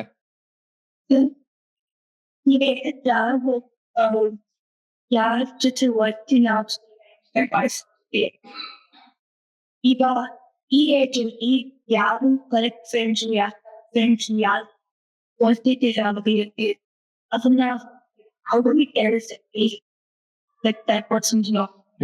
ಇದೆಲ್ಲ ಟ್ರಯಲ್ ಆಗ್ಬೇಕು. ಅಂದ್ರೆ ಇನ್ನ ಒದೆ ಬೀಳ್ತಾ ಇದೆ, ಸರಿಯಾಗಿ ಒದೆ ಬಿದ್ದಿಲ್ಲ ಅಂತ. ಇದು ನೀವ್ ಹೆಂಗೆ ಇವಾಗ ನಿನ್ನ ಎಕ್ಸಾಂಪಲ್ ಕೇಳ್ಬೇಕಂದ್ರೆ ಹೆಂಗ್ ಗೊತ್ತಾಗುತ್ತೆ ಯಾರ್ ಸರಿ ಯಾರ್ ತಪ್ಪು ಅಂತ? ಎಷ್ಟು ಜಾಸ್ತಿ ಜನಗಳನ್ನ ನೀವು ಭೇಟಿ ಆಗೋಕ್ ಶುರು ಮಾಡ್ತೀಯ, ಅವಾಗ ಗೊತ್ತಾಗತ್ತೆ. ಇವಾಗ ನಾನು ಉದಾಹರಣೆಗೆ ಹೇಳ್ತೀನಿ ಆಯ್ತಾ, ತಪ್ಪು ತಿಳಿಬೇಡಿ. ಇವಾಗ ಯಾರಾದ್ರೂ ನನ್ ಬರ್ತಾರೆ ಒಳಗೆ ಅಂತ ಹೇಳಿದ್ರೆ ಅವ್ರು ನೋಡ್ತಾನೆ ನಾನು ಹೇಳ್ಬೋದು ಅವ್ರಲ್ಲಿ ಏನಿದೆ ಏನಿಲ್ಲ. ಜಸ್ಟ್ ಎಕ್ಸಾಂಪಲ್ ಕೊಡ್ತಾ ಇದೀನಿ. ಅವ್ರು ನಿಜವಾಗ್ಲೂ ಆಸಕ್ತಿ ಇಟ್ಟು ಬರ್ತಾ ಇದಾರ ಕೇಳಕ್ಕೆ?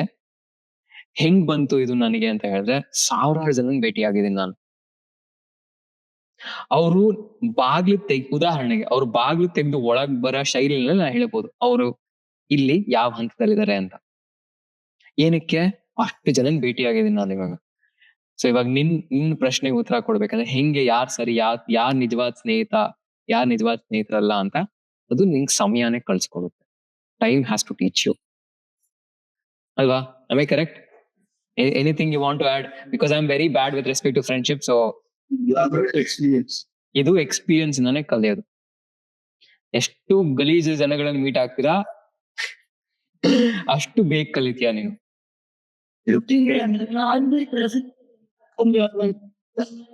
ಅದು ಒಂದು ಸುಲಭವಾದ ಅಂದ್ರೆ that's the easiest way to recognise. ಅವ್ರ ಪ್ರೆಸೆನ್ಸ್ ಇಂದ ನೀನ್ ನೆಮ್ಮದಿಯಾಗಿದ್ಯಾ ಅಂದ್ರೆ it was worth spending time with them. ಇನ್ನು ಅವ್ರು ಇರೋದ್ರಿಂದ ನಿಮ್ಗೆ ಇನ್ನ ಹಿಂಸೆ ಆಗ್ತಾ ಇದ್ರೆ ಬಿಟ್ಬಿಡು, ಅಲ್ಲಿಗೆ ಬಿಟ್ಬಿಡು. That is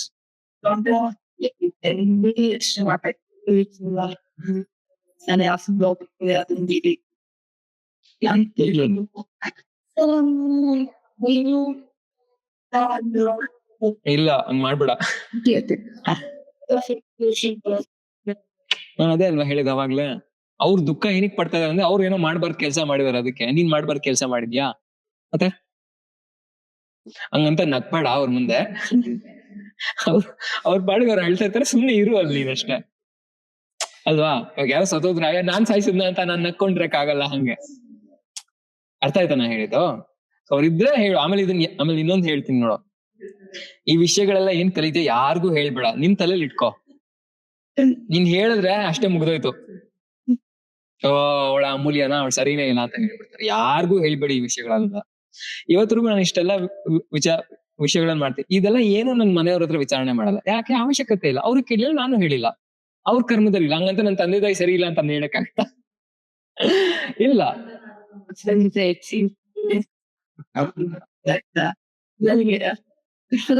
ಕೇಳೋರಿದ್ರೆ ಹೇಳ್ಬೇಕಾಯ್ತಾ? ಕೇಳ್ದಿರೋರ್ಗೆ ಹೇಳಕ್ಕೆ ಹೋಗ್ಬಾರ್ದು.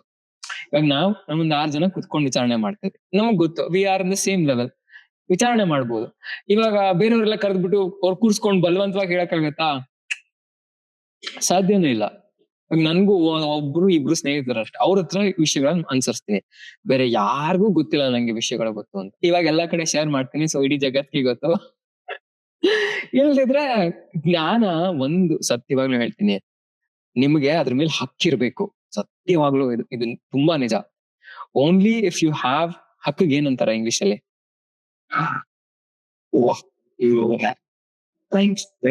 Only you have to possess the right to own the knowledge. Only if you have the right to own something, especially knowledge, only then it will come to you. ಅಲ್ವಾ? ನಿಮ್ಗೆ ಹಕ್ಕಿದೆ ಅಂತ ಹೇಳಿದ್ರೆ ನಿಮ್ಗೆ ಸಿಗತ್ತೆ ಆ ಜ್ಞಾನ, ಇಲ್ಲ ಅಂದ್ರೆ ಸಿಗಲ್ಲ. ಹಂಗೆ ಸ್ನೇಹಿತರಿಗೆ ನಿಂಗೆ ಅವ್ರ ಮೇಲೆ ಹಕ್ಕಿತ್ತು ಅಂತ ಹೇಳಿದ್ರೆ ನಿಂಗೆ ಸಹಾಯ ತನಕ ಇರ್ತಾರೆ. ಇಲ್ಲ ಅಂದ್ರೆ 10th ಆದ್ಮೇಲೆ ಯಾರು ಸ್ಕೂಲಲ್ಲಿ 10ನೇ ಕ್ಲಾಸ್ ಆದ್ಮೇಲೆ ಒಬ್ರು ಕಾಂಟ್ಯಾಕ್ಟ್ ಇಲ್ಲ ಯಾರುಗ.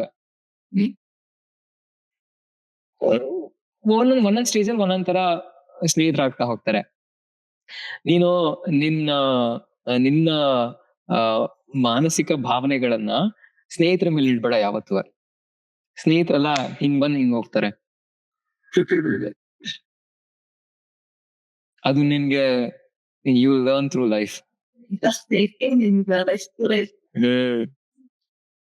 ಶಾಲೆಗಳಲ್ಲಿ ಸಿಕ್ಕದು ಸ್ನೇಹಿತರು ಎಲ್ಲ ಇದಾರೆ ಅಂದ್ರೆ ನೀನ್ ಪುಣ್ಯ ಅಂತ ಅನ್ಕೋ. ಸತ್ಯವಾಗ್ಲೂ ಹೇಳ್ತೀನಿ. ಅವರೆಲ್ಲ ಯಾಕಂದ್ರೆ ಅಲ್ಲಿ ನಿಂಗೂ ಗೊತ್ತು, ಅಲ್ಲಿ ಬರ್ತಾರೆ ಅರ್ಧಕ್ಕರ್ಧ ಸ್ಟೂಡೆಂಟ್ಸ್ ಯಾರಿಗೂ ಆಸಕ್ತಿ ಇಲ್ಲ ಸ್ಕೂಲ್ಗೆ ಬರಕ್ಕೆ. ನಿನ್ಗೂ ಆಸಕ್ತಿ ಇರಲ್ಲ ಹೋಗಕ್ಕೆ. ಆಸಕ್ತಿ ಇಲ್ಲಿರೋ ಜಾಗಕ್ಕೆ ಆಸಕ್ತಿ ಇಲ್ಲಿರೋರು ಬಂದ್ರೆ ನಿಜವಾದ ಸ್ನೇಹ ಬೆಳೆಯತ್ತಾ? ನೋಡಿ ಚೆನ್ನಾಗಿದೆ ಇದು ನೋಡಿ. ಇವಾಗ ನೀನ್ ಇಷ್ಟಪಟ್ಟು ಬರ್ತೀಯಾ ಇಲ್ಲಿ, ಇವಾಗ ಇಷ್ಟ ಜನ ಮೀಟ್ ನೋಡಿ, ಇವಳಿದಾಳೆ ಅವ್ರಿದಾರೆ, ಇದು ನಿಜವಾದ ಸ್ನೇಹ. ಸತ್ಯವಾಗ್ಲೂ ಹೇಳ್ತೀನಿ. ಒಳ್ಳೆ ವಿಷಯಗಳನ್ನ ಕಲಿಬೇಕು ಅಂತ ಯಾವ ಜಾಗಕ್ಕೆ ಹೋಗ್ತೀರಾ ಅಲ್ವಾ, ಅಲ್ಲಿ ಯಾರು ಬರ್ತಾರೆ ಅವ್ರು ನಿಮ್ ನಿಜವಾದ ಸ್ನೇಹಿತರು. ನೋಡಿ ಚೆನ್ನಾಗಿದೆ ಇದಾವೆ ನಿಜವಾಗ್ಲೂ. ಸ್ಕೂಲಲ್ಲಿ ಸಿಗೋರಲ್ಲ. ಯಾಕಂದ್ರೆ ನೀವ್ ನೋಡಿದ್ಯಾ ಯಾರಿಗೂ ಇಷ್ಟ ಇಲ್ಲ ಅಲ್ಲಿ ಸ್ಕೂಲ್ಗೆ ಬರಕ್ಕೆ. ಅಲ್ಲಿ ನಿಜವಾದ ಸ್ನೇಹ ಬೆಳೆಯಕ್ಕಾಗತ್ತಾ? ನಾನು ಎಲ್ಲೋ ಹೋಗಿ ಸ್ಕೂಲಲ್ಲಿ ನನ್ ಹೇಳಿಕೆ ಸ್ಕೂಲು ಕಾಲೇಜಲ್ಲಿ ಹಂಗೆ ಆಗಿದ್ ನಂಗೆ. ಆಮೇಲೆ ಎಲ್ಲೋ ಒಂದ್ ಗುರುಕುಲಕ್ಕೆ ಹೋದೆ. ಹೋಗಿದ್ ಮೊದಲನೇ ದಿನ ಆಯ್ತು, 2ನೇ ದಿನ ಎಷ್ಟು ಸ್ನೇಹಿತರಾದ್ರು ಅಂತ ಹೇಳಿದ್ರೆ ಇಟ್ಸ್ ಬಾಂಡ್ ಫಾರ್ ಲೈಫ್. ಆಸಕ್ತಿ ಇಟ್ಟು ಬಂದ್ರು ಎಲ್ಲ ಅಲ್ಲಿ, ಅವ್ರಿಗೆ ಸ್ವ ಇಚ್ಛೆಯಿಂದ ಇಲ್ಲ ನಾವ್ ಹೋಗ್ಬೇಕು ಅಂತ. ಈ ರೀತಿ ಮಾಡಿ ನೀನು. ಇವಾಗ ನಿನ್ಗೆ ಬೇಕಿಂಗ್ ಅಲ್ಲಿ ಇಂಟ್ರೆಸ್ಟ್ ಇದೆ, ಯಾರೆಲ್ಲ ಬೇಕ್ ಮಾಡ್ತಾರೆ ಅಂತ ಜಾಗಕ್ಕೆ ಹೋಗು, ಅಲ್ಲಿ ನಿಜವಾದ ಸ್ನೇಹಿತರಾಗ್ತಾರೆ ನಿಂಗೆ ಅಲ್ವಾ. ಇವಾಗ ಇವಳ ಇದ್ದಾಳೆ, ಇವಳನ್ ಫ್ರೆಂಡ್ ಮಾಡ್ಕೋ. ನಿಜವಾಗ್ಲೂ ಹೇಳ್ತಾ ಇದ್ದೇನೆ. ಹಂಗ್ ಮಾಡಿದಾಗ ಅವಾಗ ನಿಮ್ದೇ ಆಗುತ್ತೆ. ಇಲ್ಲ ಅಂದ್ರೆ ಸೊಳ್ಳೆಗಳ ಹಿಂಗ್ ಬಂದ್ ಹೋಗ್ತಾ ಇರ್ತಾರೆಲ್ಲ, ಬಂದ್ ಕಚ್ಬಿಟ್ಟು ನಿಂಗ್ ಹೊಟ್ಟೋಗ್ತಾರೆ, ನಿಂಗೇನೋ ಕಾಯಿಲೆ ಬರುತ್ತೆ ಆಮೇಲೆ. ನಿಜವಾಗ್ಲೂನು ಕಚ್ ಹೋಗೋ ಸ್ನೇಹಿತರನ್ನ ಇಟ್ಕೋಬೇಡ. ಬಂದು ಒಳ್ಳೆ ಭಾವನೆಯನ್ನ ಬೆಳೆಸ್ಕೊಂಡು ನಿನ್ ಜೊತೆ ಒಂದ್ ಸಂಬಂಧ ಬೆಳೆಸ್ಕೋತಾರೆ ಅಂತಾರಲ್ವಾ, ಅಂತವ್ರ ಜೊತೆ ಸುಳ್ಳು ಬೆಳಿಬೇಕು. ಆಯ್ತಾ? ಸರಿ, ಧನ್ಯವಾದ. ಪ್ರಶ್ನೆಗಳು ಮುಂದಿನ ವಾರ ಮುಂದುವರ್ಸೋಣ.